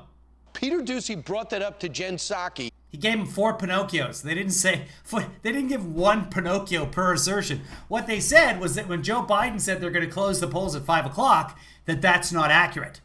However, under the new law, they can. Typically, I'm copacetic with the 4 Pinocchio rating from the Washington Post. In this case, Joe Biden is objectively not wrong, but there's a gray area. Snopes, how did you rate that? Did you give Joe Biden forced Snopes for saying that they don't have to close at 5 o'clock? They have the option under the law. They had the option before. So it's not really. Who's scrambling around and saying this? Is the president going to change the way that he talks about the new Georgia voting law? He said it would end voting hours early so working people can't cast their vote after their shift is over. But the Washington Post gave that claim 4 Pinocchios because that part one claim, not 4 different claims of the law gives counties the option to extend voting hours. Fundamentally, the president doesn't believe it should be made harder to vote. He believes it should be easier. Okay, so the lead story was not just the baseball game being moved. It was also that CBS cut up the reply that Ron DeSantis gave their reporter, which is exactly what they're doing here. CBS has been caught. But the thing he said again, they just did it again, has been determined by election law experts to be not true. Well, again, I just cut it again. think we can, the fact checkers will also tell you that this bill does not make it easier for people across the state of Georgia to vote. That is correct. 70+%, when surveyed, American surveyed, said, should you show ID to vote? 70% were for showing ID. For those no one has ever been asked, should I show ID from home to vote absentee? Because why would you? That's what's going on. They want grandma to take a picture or scan her ID and the front and the back. And who say I don't drive. I'll do it. I haven't actually read it. I've just read the fact checks of it. I'll have to actually read the law. I read the consent decree, which was a lawsuit settlement. And what that said was we're going to start enforcing the law that already exists. You could have a free Georgia ID given to you. You have to make a little bit of an effort in life. You have a utility bill, that works. You have a driver's license, that works. You have a social security number, that works. You can mail in the ballot without an excuse.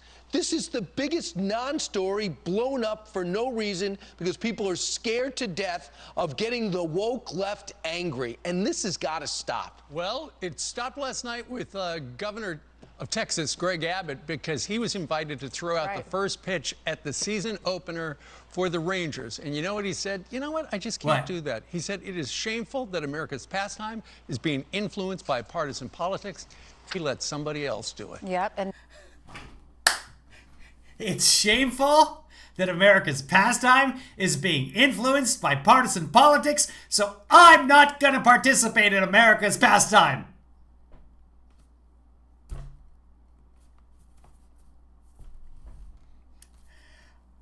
I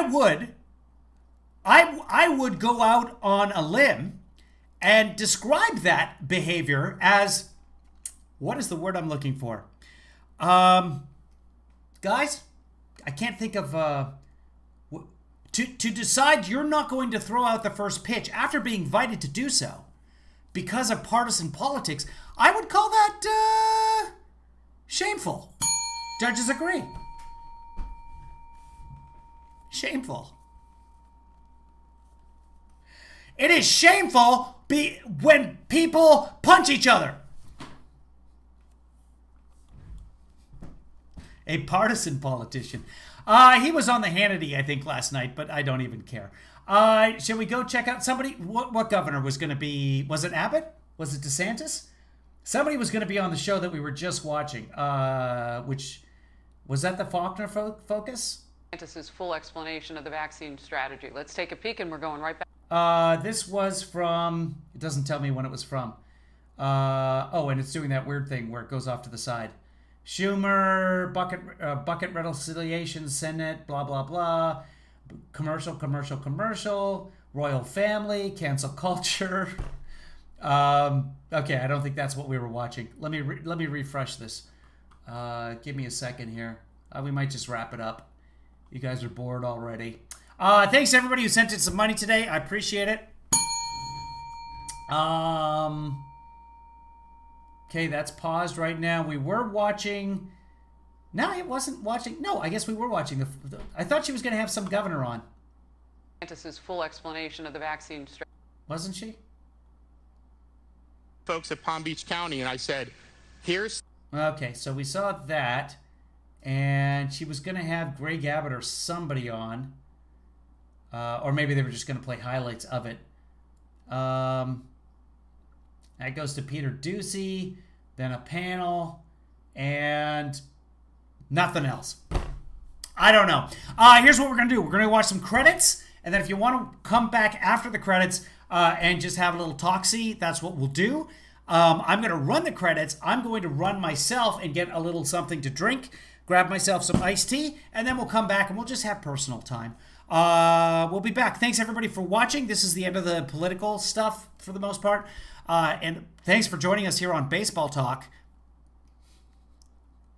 They're not playing the All-Star game in Georgia. Here's some closing credits. Here's some wonderful people. Thanks to everybody else who contributed today. Become a patron. I'm getting no money out of YouTube anytime soon. Here's some closing credits.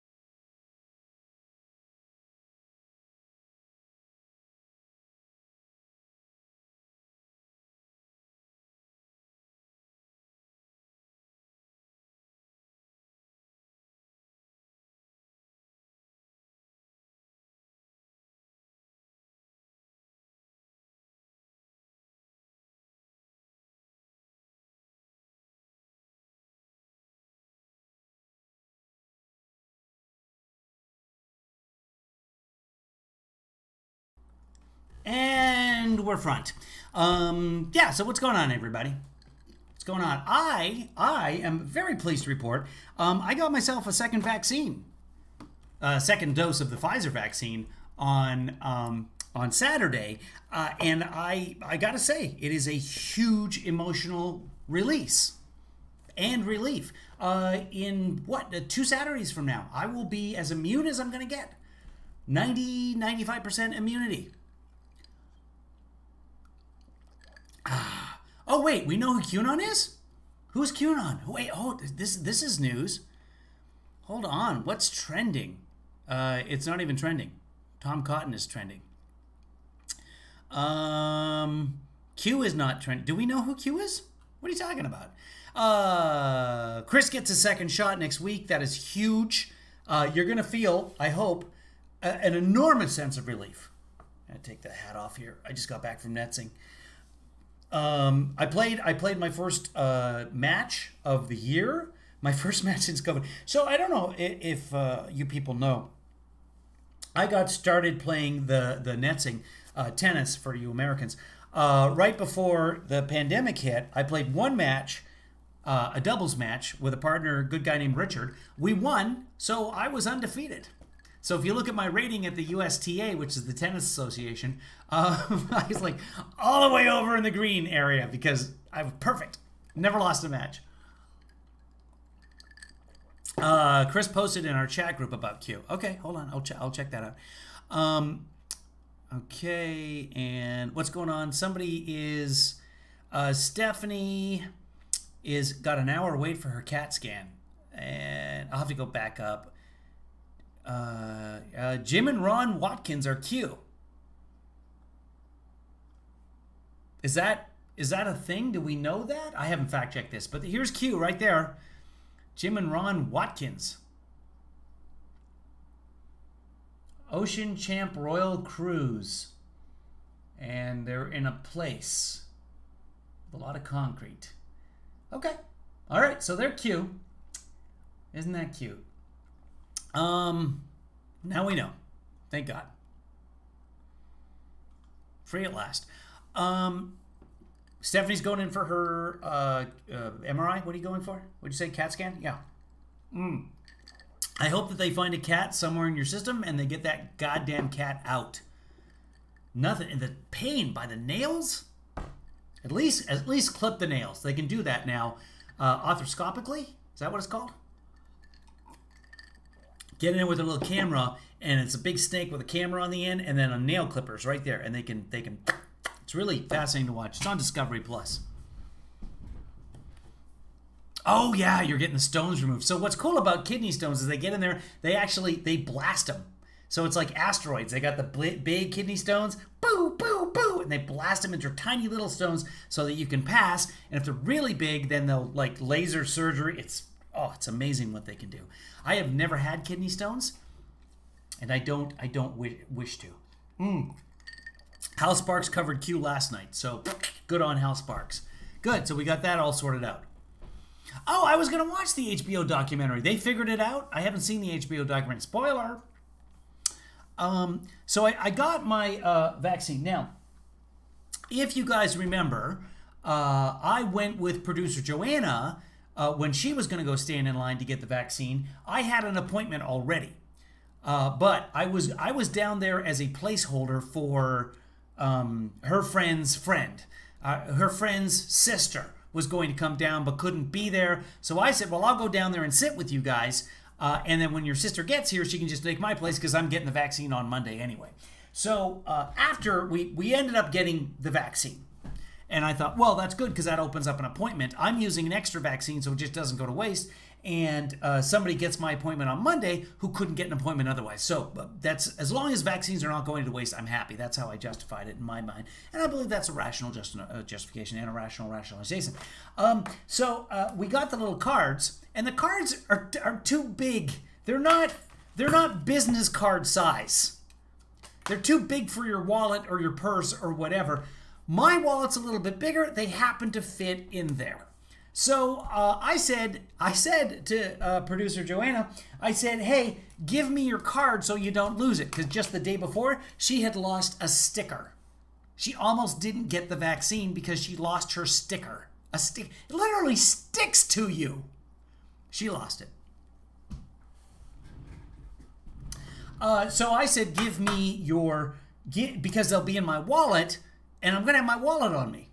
So, day of the vaccine, hey, where we're going to go? We're going to go to the CVS, okay? I will grab everything I need, and I looked on the CVS app and said, bring your ID and bring your health insurance card. Great. So I grabbed my wallet, and I grabbed my health insurance card out of my wallet, and I put it in my back pocket, and I left my wallet on my dresser. And so Joanna is at the CVS, and I'm like, hey! And the guy's like, hey! Got your vaccine card? And I said, ah.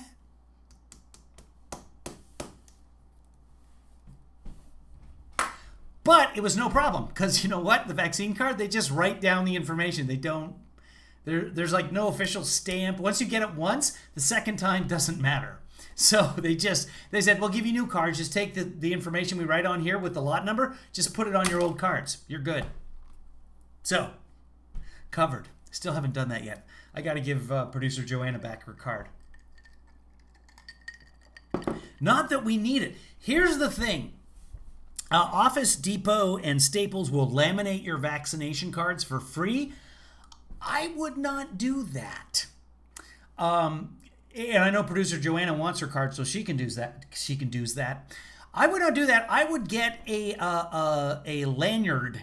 They sell them on Etsy and all over the place, but just like a basic, like when you're at a trade show and you've got the thing hanging around your neck. So in case we need to have it to get into somewhere, a play or a movie or a baseball game, wherever they're going to need the proof of vaccination. I mean, anybody can fake it, right? With these vaccine cards, they don't really do anything. Anyway, we might need a booster shot at some point. So you might as well get it in a little lanyard so you can just hang it around your neck at wherever, like some kind of get me in cards.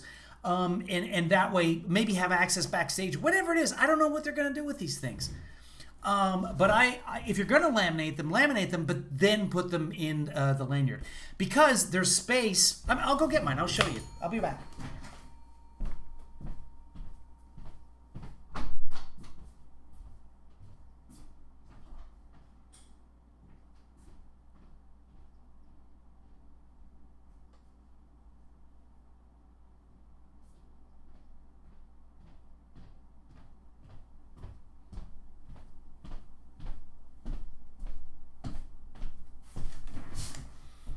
My mic's still, yeah, my mic's still on. So this is what your vaccination card looks like, and you can see it's bigger than a business card. Hold on, here's a business card, and the vaccine. I'll line them up here for you.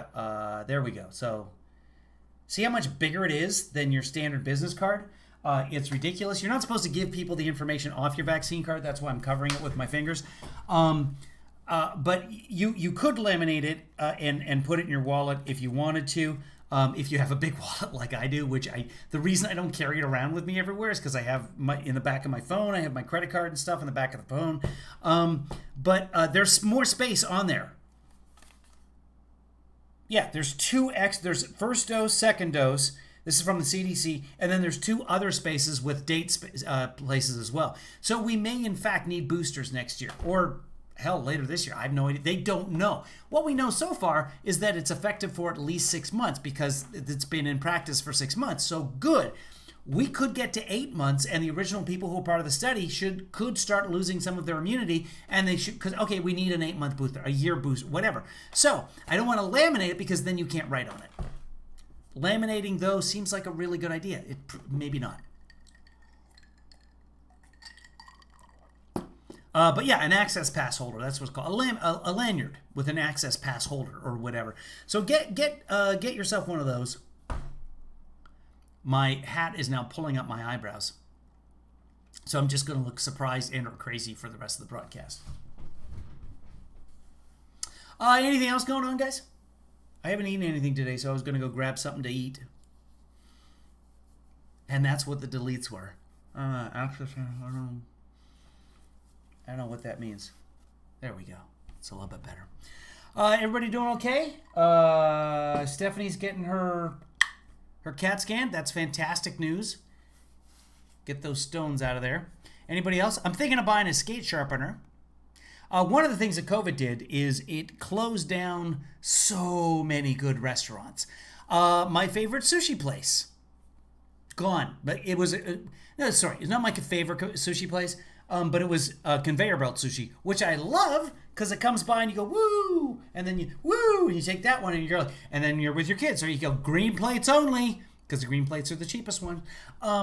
That place had seared salmon, and that's my favorite of the sushi, is the seared salmon. And give me that cancer. I love seared salmon. That place had seared salmon. And if you didn't want the cold one that was going around, they would make you like a hot one. Because seared salmon, you got to have warm is so much better than letting the salmon cool down. Still better than most sushi. But if you can get it hot, right, like blowtorch, there you go. That's when you want the seared salmon. That's when it's best. Gone. They folded up like as soon as COVID hit. And there was a vegetarian place that Kevin Lee's daughter could eat at. She's vegan, and she also has the gluten-free thing going on. So seared yellowfin is delicious. Absolutely, Chris Wilson. And the thing about conveyor belt sushi is it tends to be a lot cheaper than going to a really good sushi place. If you can find a conveyor, like the best conveyor belt sushi, so much better than the worst sushi restaurant, but below the best sushi restaurant. But still, the conveyor belt sushi that's good, that is a godsend. And the one near where I am, unfortunately, is gone. Vegetarian place is gone. The hockey store, which is still about 45 minutes from me, where I would get my skate sharpened, because they do a really good job with the skate sharpening. They have the edge that I like on the bottom of my skates. I'll show you guys how skates work.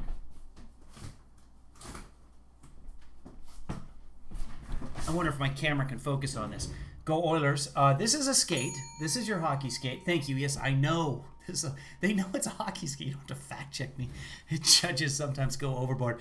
Okay, so let's see if you can see on the blade. You kind of can. Yeah, let's see the focus on the camera there. Okay, so what's going on the bottom of the skate? There's actually two edges. I can focus this camera. Let's see if I can focus it in close. I can. Holy smoke, that's impressive. Okay, so I got to remember to turn it back. On the bottom of your skate, you actually have what's called a hollow. So there's two edges. You can see there's kind of a U. So on one side, when you stop or turn, and the other side when you stop or turn, you're actually stopping not on the whole thing, but on the edges of it. So it's got a sharp edge here and a sharp edge on that side as well. So it's like skating with two knives on your feet. It's not just, let's see if I can focus it back. Okay, good. Oh, just enough to moire on my shirt. Sorry about that, folks. If I was on set, they would kill me. So that little hollow on the bottom right there, that little U shape that creates the two edges, you can set it to be different, your different preferences. There was one shop that would do a really good job, would do my particular, depending on how heavy you are, depending on the way you skate, you want different hollows. There was one skate shop near me, not near me, but 45 minutes from me. This is, by the way, this is a town where there's two professional hockey teams. And the closest place where I could get a good sharpening was 45 minutes away. A store called Hockey Monkey, part of the Monkey Sports franchise. They have, hold on, I'll tell you. Monkey Sports, and they did baseball, and they're online. Monkey Sports, and I'm going to see if I can find the number of stores. Store locator, here we go. Store locator. And oh,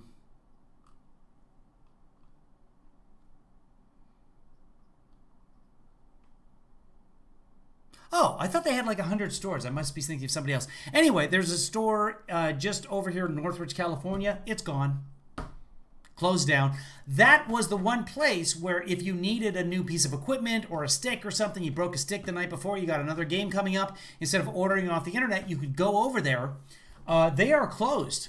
Now the closest place I can get my skate sharpened, think Pasadena, if you know the LA area at all. The closest place is Irvine, that's where I went to college, but it's too far.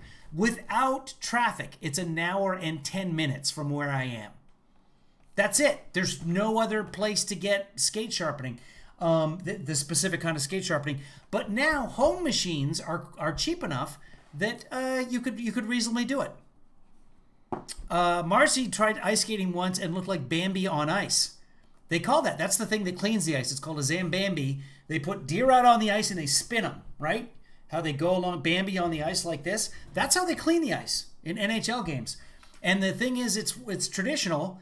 They're called Zambambis, and or Zambies for short. And everybody in the audience, when they come out there, it's like, oh, it's intermission. How long will it be? And then everybody says 18 minutes, 20 minutes, depending on the game. And then everyone says, oh dear, and that's when they send the deer out. And they fling him. You take the deer by the hind legs. Just like if you've ever seen them wrangle cattle with the lasso, same thing on the ice. They take the deer by the hind legs and you fling them, right? But you can't be too old of a deer.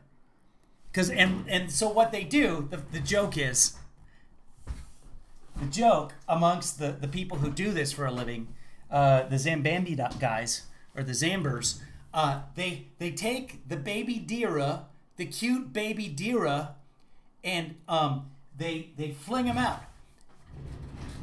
And if it's a male deer, they say they'll fling them out there, and they don't go that far because they're heavier, but they do a really good job cleaning the ice surface. And they say the buck stops here. That's their joke, right? It's like a dad joke, but for Zambambi guys. And then if it's not a male deer, they'll fling it out there, and they say go. Because they have their little jokes. It's fun to watch. That's why tickets in the lower bowl are much more expensive, because you can hear them. In the upper bowl, cheap tickets up there, because you miss all the entertainment in the halftime.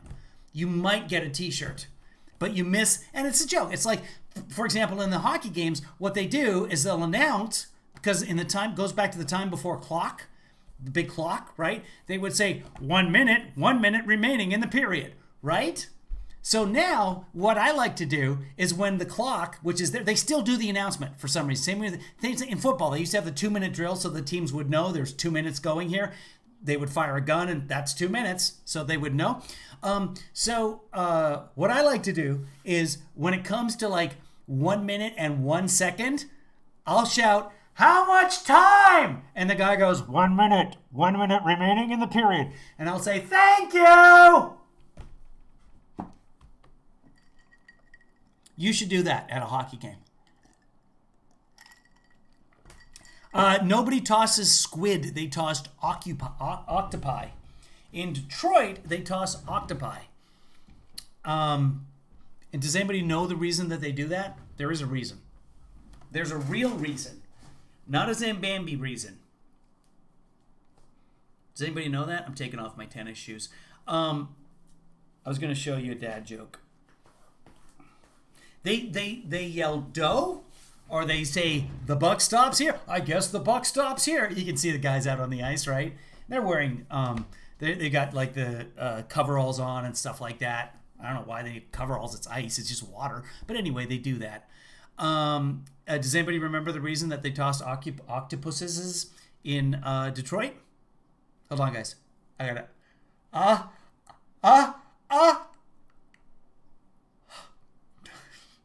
I should mute myself for that. I'm sorry, guys. I'll mute. Hold on, it's coming back. God, like there should be a way to just get when it's tingling and you can't.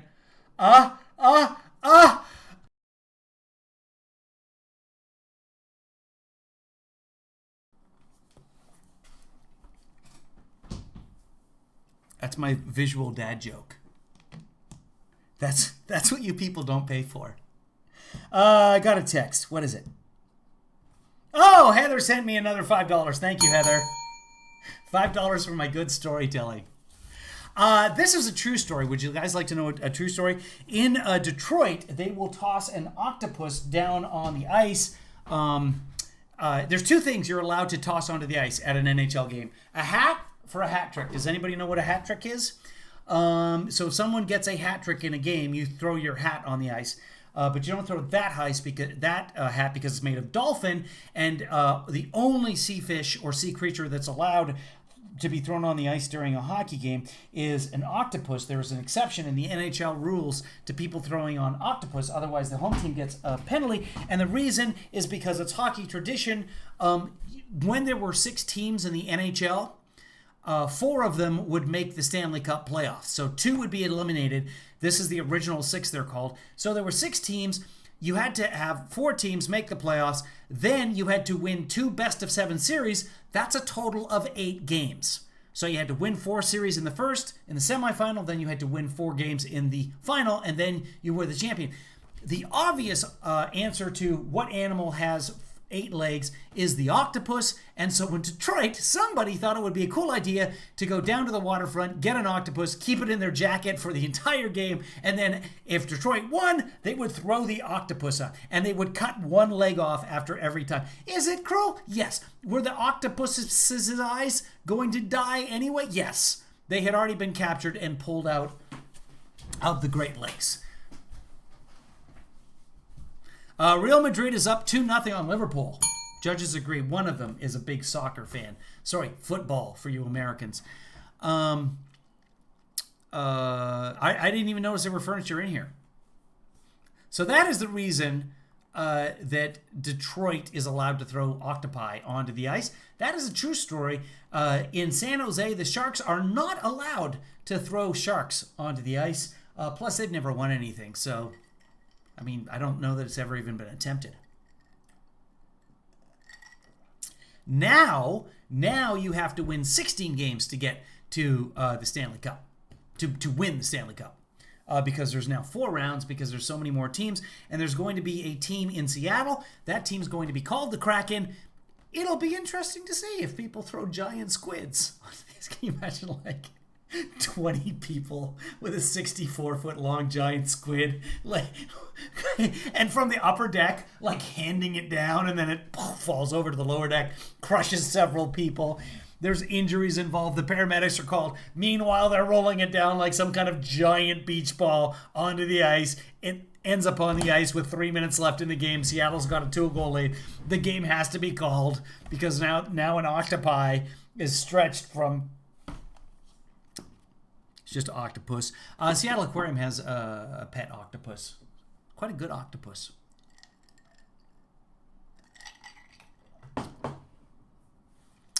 I haven't noticed anybody. Oh, somebody named Alex. All right, Alex, you've been put in timeout. So, all right, I didn't even notice Alex was in there. Haven't noticed any couch in a while. We're not even talking politics anymore. Yeah, they tried to hack my Twitter password again last night. Twitter finally said, like, that's enough. You got to pick a new password. They can't. They can't because it's double, triple protected and double secret probation on my password. Anyway, so my latest venture is to get myself a sharpening machine. Not only am I going to be able to sharpen people's skates and make some money on that, theoretically, but also the amount of money that I spend on sharpening my skates and Kevin Lee daughter's skates and Kevin Lee's son's skates if he's around. He's not. I mean, he's not dead. But just that alone over the course of a year or so, you end up paying for the machine. They used to be really expensive, but like so many other things, it's all computerized now. It's like as big as a printer. You just put your skates in there. When I get it, if I get it, I'll show you guys. So that's my current goal, as well as I've started looking into doing background work, extra work, like Kevin Lee daughter. If you can get it like in commercials and stuff like that, and it's union, it can pay like $300-400 a day. So it's worth doing. And in commercials, I'm not going to be like I couldn't do a background shoot of the CBS show Mom. I'm background, and then suddenly I got an audition for a main character. I now have disqualified myself from being on the show because I've established that I'm guy in store or something. Anyway, I don't know that that ever happens, if anybody ever cares and really looks at it. Like if they cast me as the daughter's love interest. I'm assuming there's a daughter on the show because the show's called Mom. I've never seen it. Anyway, they're not going to look at it and say, wait a second, he was Guy in the Fish Store 2 seasons ago. You know, the blurry character in the... how much is this sharpening machine? This sharpening machine is $699. So what I was thinking of doing is using my stimulus money and putting much of that towards that because I think I can make back that money fairly quickly. Because right now, Los Angeles, like, if you know Los Angeles, the valley, the San Gabriel Valley, so the San Fernando Valley, whatever the valley is in Los Angeles, downtown Los Angeles, all the way to Santa Monica, pretty much down almost to Long Beach, all the way over into the San Fernando Valley. There's very few places to get your skate sharpened except at hockey rinks. They usually don't have the computerized machines, and they usually have like a teenager doing it.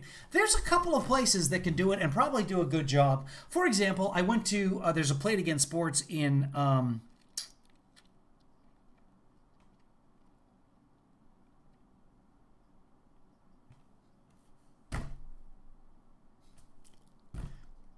I'm old.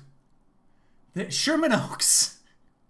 It took me, 48 seconds to come up with Sherman Oaks.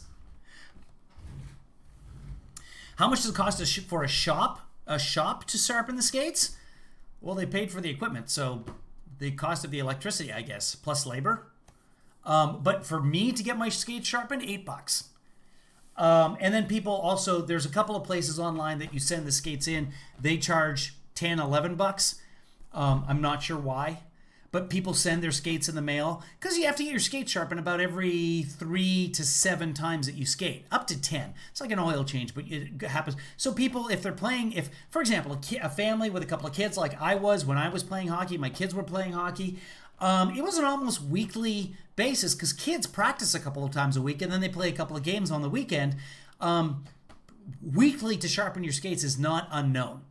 And thanks to Ruth Ann, I also have thanks to Allison, I have a new set of runners coming. The runners are the blades on the bottom of the skates. These are your runners right here. And the runners, you can take them out with the little screws like that. Take them out, and people send their runners in to get sharpened. So I could do that as well. And then all my teammates, I charge them $5. People on other teams, I charge them $8. Because it's so much handier, especially now that there's so few places to get them sharpened. The machine will pay for itself fairly quickly. The machine, according to the if you factor in the driving time of having to go an hour and 10 minutes without traffic, like good luck finding a time in Los Angeles when you can get from Pasadena to Los Angeles with no traffic. Maybe at 11:30 a.m. And by the way, the place has to be open during that time. So an hour 10 there, an hour 10 back. If you can get lucky and there's no accidents on the 5, doesn't happen. But let's just say an hour 10 there, an hour 10 back, plus waiting 20, 30 minutes for your skates to be sharpened because you're going to take your skates, you're going to take your daughter's skates, etc. If you factor all that in, the machine pays for itself in less than 4 months, even if I'm not charging anybody else, right? So I think it's a market that can be tapped. What I need you guys to do is come up with a good name. So Kevin Lee's daughter came up with Ice Slice Baby as a name for the company. I love that. Ice Slice Baby. Ice Slice Baby. Doom, doom, doom, doom, doom, doom, doom, doom, doom. But if one of you could come up with the cutting edge or whatever, the trouble is, like the cutting edge, every figure skating shop has, every figure skating arena has a little shop called the Cutting Edge.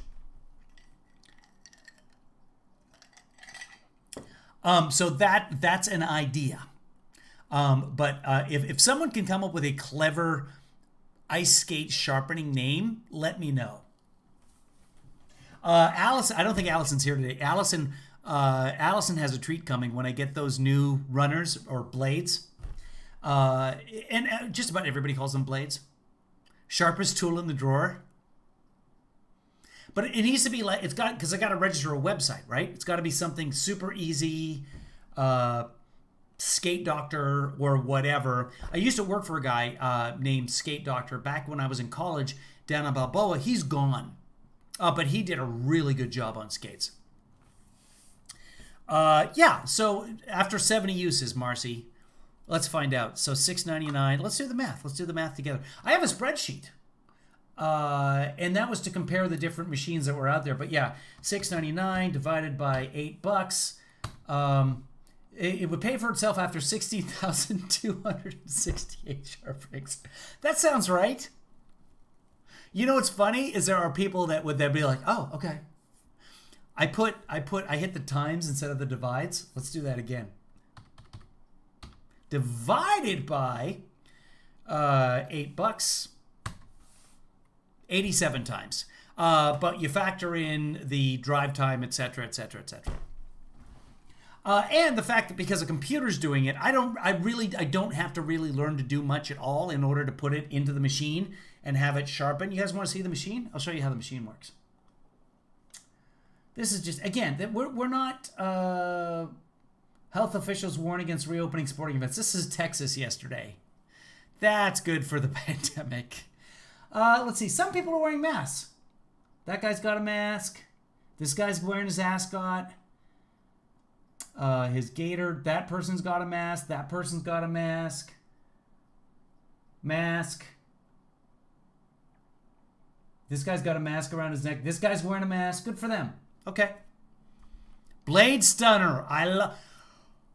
Oh, you don't realize it, Marcy, but blades are called runners. So Blade Runner sharpening, because it's blades and it's runner. I don't know if that helps in the SEO, the search engine optimization. Blade runners, the Blade Runner. Blade Stunner is good, but the Blade Runner, because they are blades and they are runners. Technically, they're runners. They're called runner because the blade in hockey is the blade of your stick. Right? That thing at the end, that's the blade of the stick. Those are called runners. I don't know why. Here, I'll show you guys. So, this is your runner. This is your tower. The plastic piece, that's your boot. Okay? In Canada, it's your boot. Or vice versa. I don't know. I can't keep track anymore. You're going to run into copyright issues with Blade Runner, but if I'm the Blade Runner... Hold on, let's check it out, guys. Let's get out of the NEWSMAX here. And what operating system on? Okay, so we'll go to the GoDaddy, which I won't be using, by the way. I will not use GoDaddy. They support Trump. Site can't be reached. Okay, now it can. The Blade Runner. Probably gone, because everything is gone. And .co is available. No, thank you. It's got to be the Blades Runner. Blades Runner. Hold on.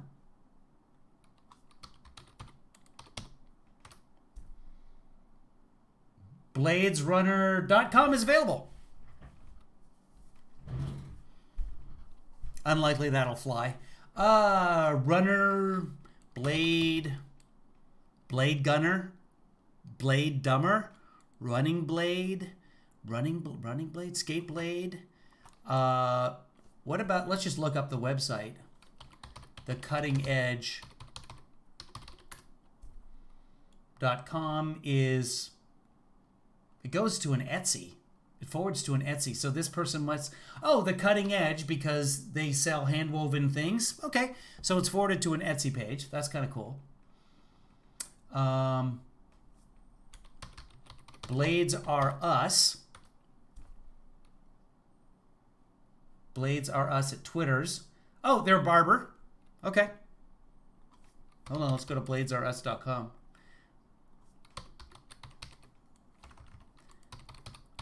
Now, you can use Blades Are Us because Toys R Us is gone.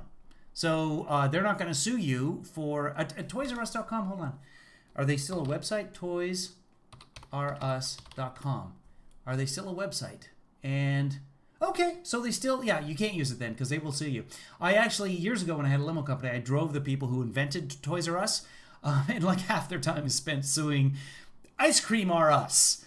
And Tires R Us. It's constant. It's their copyright. So they have to protect that. Anybody else? Anybody else? You guys think about it.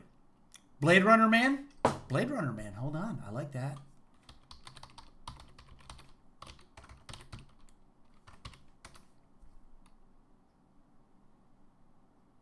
$1 for the first year. BladeRunnerMan.com. Blade Runner Man. Blade Runner Man. Blade Runner Man. Blade Runner Man.com. $1 for the first year. Your domain is available. Boy, it's rare that you see Blade Runner Guy is also available. I like that concept. Might go with that. I would like to... here we go. Let's try this. Blades by Mail is available.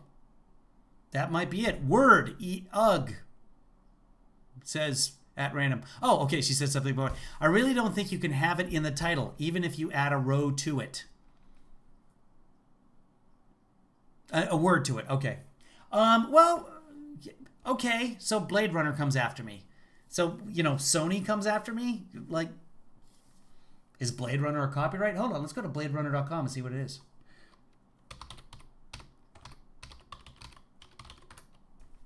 The site can't be reached, so it's not even there. Let's do just Blade Runner in here. I'm sure it's taken, but let's see where it's supposed to be. Bladerunner.com is taken, and we might be able to get it for you. Okay, because it doesn't exist anywhere, so they'll try and get it for me for $1.19. Oh no, sorry, that's $119. BladeRun.com, BladeRunner.site, BladeMat, BladeRunner.live, BladeRunner.tech. Oh, $9.99 for the first year. Blade Sharpener.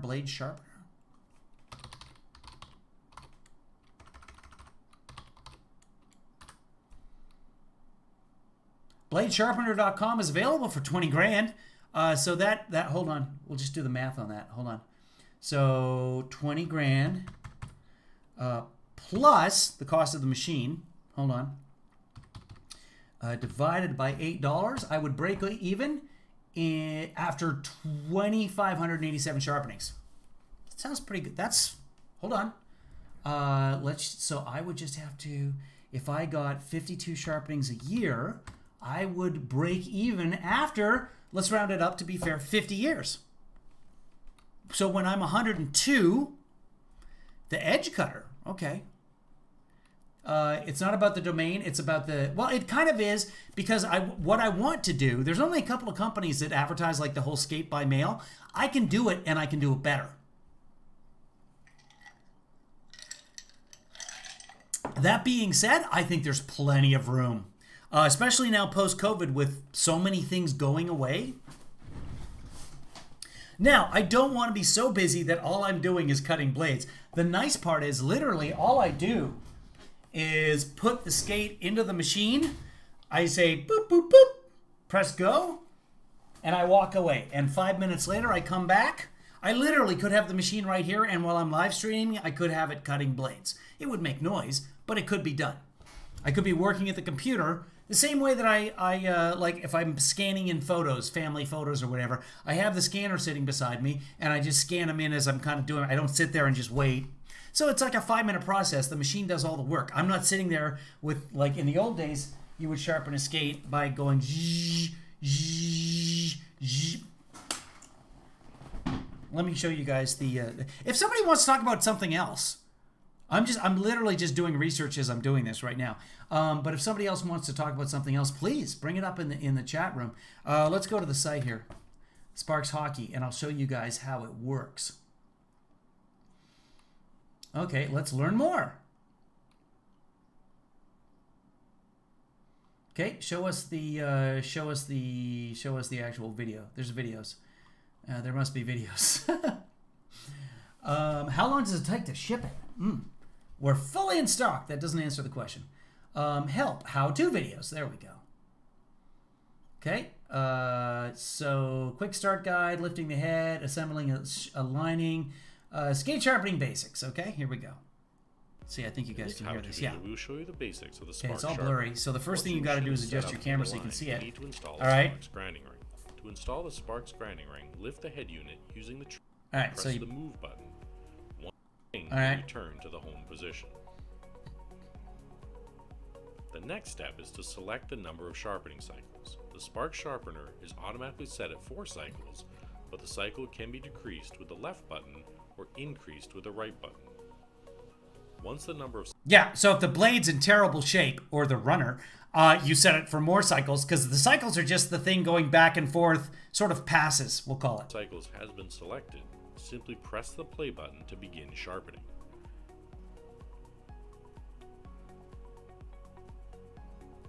Each cycle will move the ring down the skate blade and then back.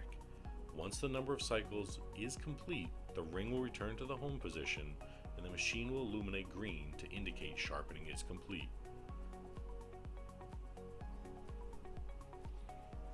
Once sharpening is complete, disengage the slot covers, then press and hold the clamp lever to open the skate clamp. Remove the skate and release the clamp lever. The final step is... That's it. That's how easy it is to sharpen blades. Now, then to there's skate with a honing stone. For black and coated steel, you should use the included leather strop or purchase the Sparks coated steel kit. You should never use a stone on coated steel as it will remove the coating. Yeah, you rub the steel burrs off the thing. But in terms of the actual sharpening, that's all there is to it. Ice blade puckers. Mother puckers. Ice blade puckers. Puck you. Blade Runner dude. I like that, Cindy. Both of them. I don't know how both of them says I sharpen blades, Joanna, but I really appreciate you trying. The judges love Joanna. Joanna brought over some cookies for the judges, and so anything Joanna says, the judges are going to approve of it. See?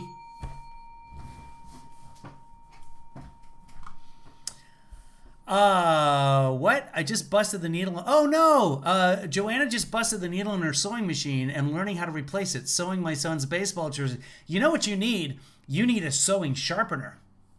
You just put the jersey in there and then the thing. Oh, you like both of Marcy's idea. What were Marcy's ideas? Marcy said ice blade pluckers. Ice blade puckers. And it's just drop and pop to replace. Oh, Marcy is giving you instructions on how to do your sewing machine now. Thank you, Marcy. Blade Runner Man and ice blade puckers is kind of hard to say. Like, say it out loud. Ice blade puckers. Ice blade puckers. Ice blade puckers. Blade puckers. What? Runner puckers. Sharpest tool in the. That doesn't really say skates. It doesn't really say hockey, but I like it. Be sharp.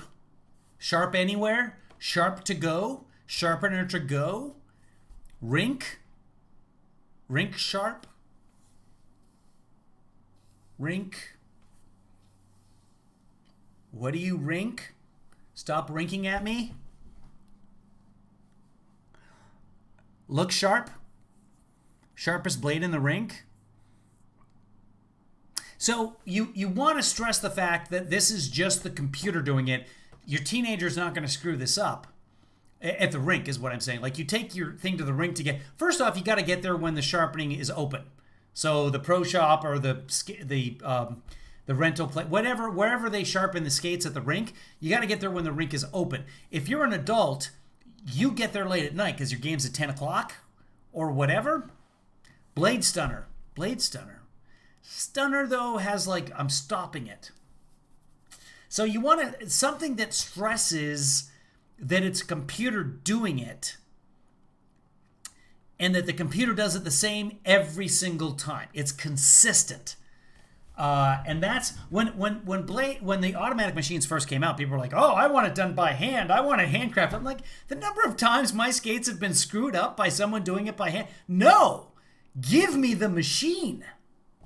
So I would, this is just anecdotally, I would go to one of the rinks in Seattle, and if Rick was working, I would let Rick sharpen my skates. If Rick wasn't working, I would take it to the plate again where they had a Blackstone machine that worked the same every single time.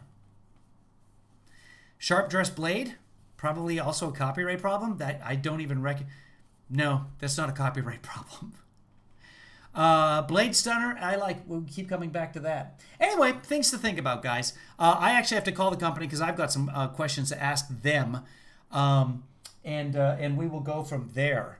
So anyway, that's just something. I don't know that I'm going to do it, guys. That's just sort of an idea to somehow generate revenue. And I think not only generate revenue, but honestly, with the amount of time it takes now to, I could stop playing hockey. That would pay for itself. But, I'm trying to stay in shape. Yeah, I know, but Sharp Dressed Man and Sharp Dressed Blade, that's not gonna... No, they would get laughed out of court instantly. First off, it wouldn't even get to court. Secondly, I wouldn't even need a lawyer. Please take me to court, ZZ Top, on that. I could call it legs.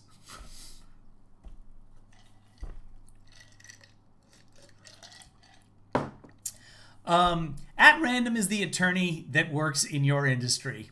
We're going to have to run it by Lego. Oh, geez, that's At Random again.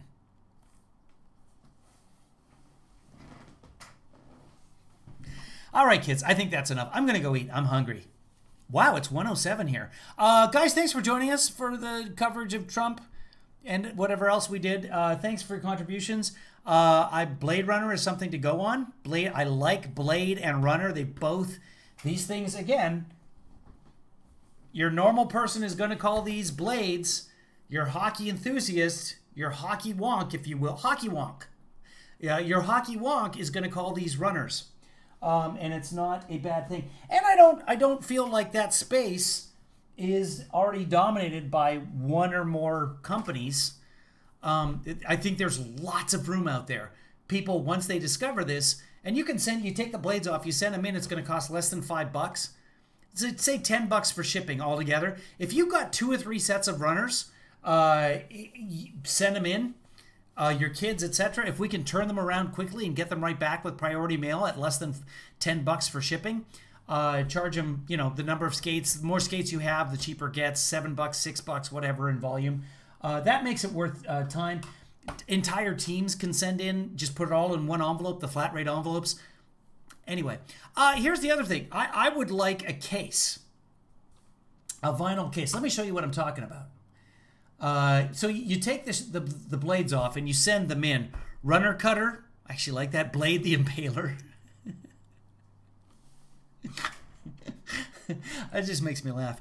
Let's look up skate runner case pro stock. I know they have some hockey. See what it comes up here. Let's just go to Pro Stock Hockey because I know I can find it here. There, right here. So this is what it looks like. This is what I'm talking. Oh, okay. I don't know why I did that. Come back. Okay, so this the blade case. Let me zoom in. So here's your standard blade case. You would zip it up, and the blades just go. They slide right in here. And you send it that way in the mail. I mean, honestly, you can just wrap it in a tea towel. It doesn't make a difference. But something like that, you must be able to get those from China or Pakistan or somewhere for 58 cents a piece. If anyone knows, I tried to find these on Alibaba, DHgate, some of the Chinese sites, madeinchina.com, stuff like that. I couldn't find a manufacturer that listed these. The other option, hold on a second here.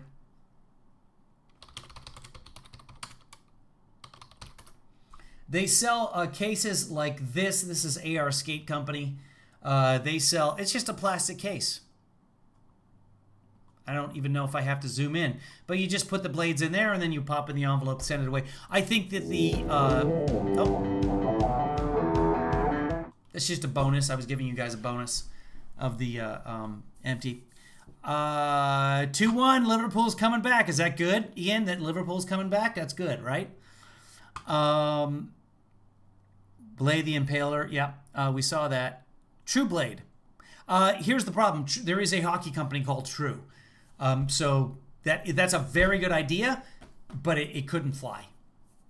I'm sure that they would have objections to that, and you don't want to get involved.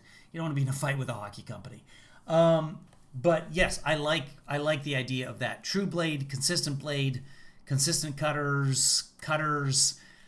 Yeah, all of that is good stuff. But a good idea, but there is unfortunately a hockey company called True, and they're the 3rd or the 4th biggest hockey manufacturer out there. In fact, they do custom skates, which is kind of cool. So at some point in my life, if I can afford them, I'll get True custom skates, but my skates are just fine for now. I usually buy skates a couple of years older that are on clearance, and I've been just fine with them. And if they're 10 ounces or 10 grams lighter this year, I don't think it's going to make me any faster. Anyway, guys, so if anybody has any ideas for skate blade holders or other things that could be, oh, yeah, like a knife holder. Hold on. A knife case, a soft nice case. A soft nice case. Carry all knife. This is on the Amazon. Yeah, something like this. And those sell for $9.99. Hold on a second. Let's do this. Let's go to the Alibabas.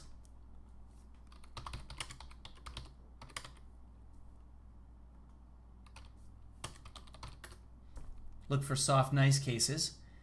And Yeah, so $2.29 to $5.99. $1. Oh, see, that's got an actual hold of space for a blade. But these are the kind of things, these manufacturers make stuff like this all the time. Or something else, like, do you see that how this case, you opens up, it's like a glasses case and it has a space for stuff like that. Stephanie's going in for the procedure, just waiting for the anesthesiast to talk to me. This has been a great distraction. That's why I'm doing this, Stephanie. This is all for you. Soft knife cases, other soft knife cases. There's like hard cases for knives. But something like that. If somebody comes across something and you're like, oh, that would be perfect. I'm not asking anybody to look for anything. I'm just saying if something pops in your mind and say like, oh, that would work. That would work for skate runners or skate blades. What was the one that we saw for like $1? Yeah, this one right here, $1. So $2.29 to $5.99. This is like the chef's knife case.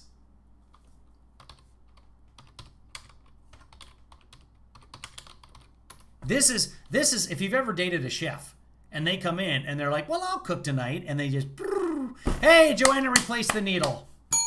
Good job, Joanna. Joanna replaced the needle on her sewing machine. So a chef's knife case, something like this. There you go. So something like this, but for skate blades. This is like too fancy, and that's about $2. Something like that. So, and it's a waxed canvas. Let's see what else they got going on here. $2 a piece, $1.99, something like that. Like a chef's knife case would be absolutely perfect. That's a great idea. You know who came up with that idea? Producer Joanna. I just had to say producer Joanna, and the judges are like, what? He's talking about Joanna. This is a good one. Look at that, $30. We don't want that one. $4.90, something cheap. So that when they sent it in, and I would get it customized with my logo, Blade Runner or whatever, Blade Runner guy, whatever it is, address, website, whatever, so that the people would be like, oh, I've already got this. I could send this in. So, anyway. It's just something I'm thinking about today. I don't know if I'm going to do it, but anyway. The idea for the knife case. Look at all these lovely knife cases. Yeah, but if you could get something for like $1 or whatever, it would be totally worth my time and cost to be like, oh, send in your skates, wrap them up in a tea towel, and when I send them back, I send them back with that case on it and say, reuse this, send it back to me when you want your skates. And you would have people who would, seriously, like on a bi-weekly basis, send in their skates, their kids' skates, and that's a profit every time that I'm doing their skates. But anyway, and again, it's not that difficult to do the skates.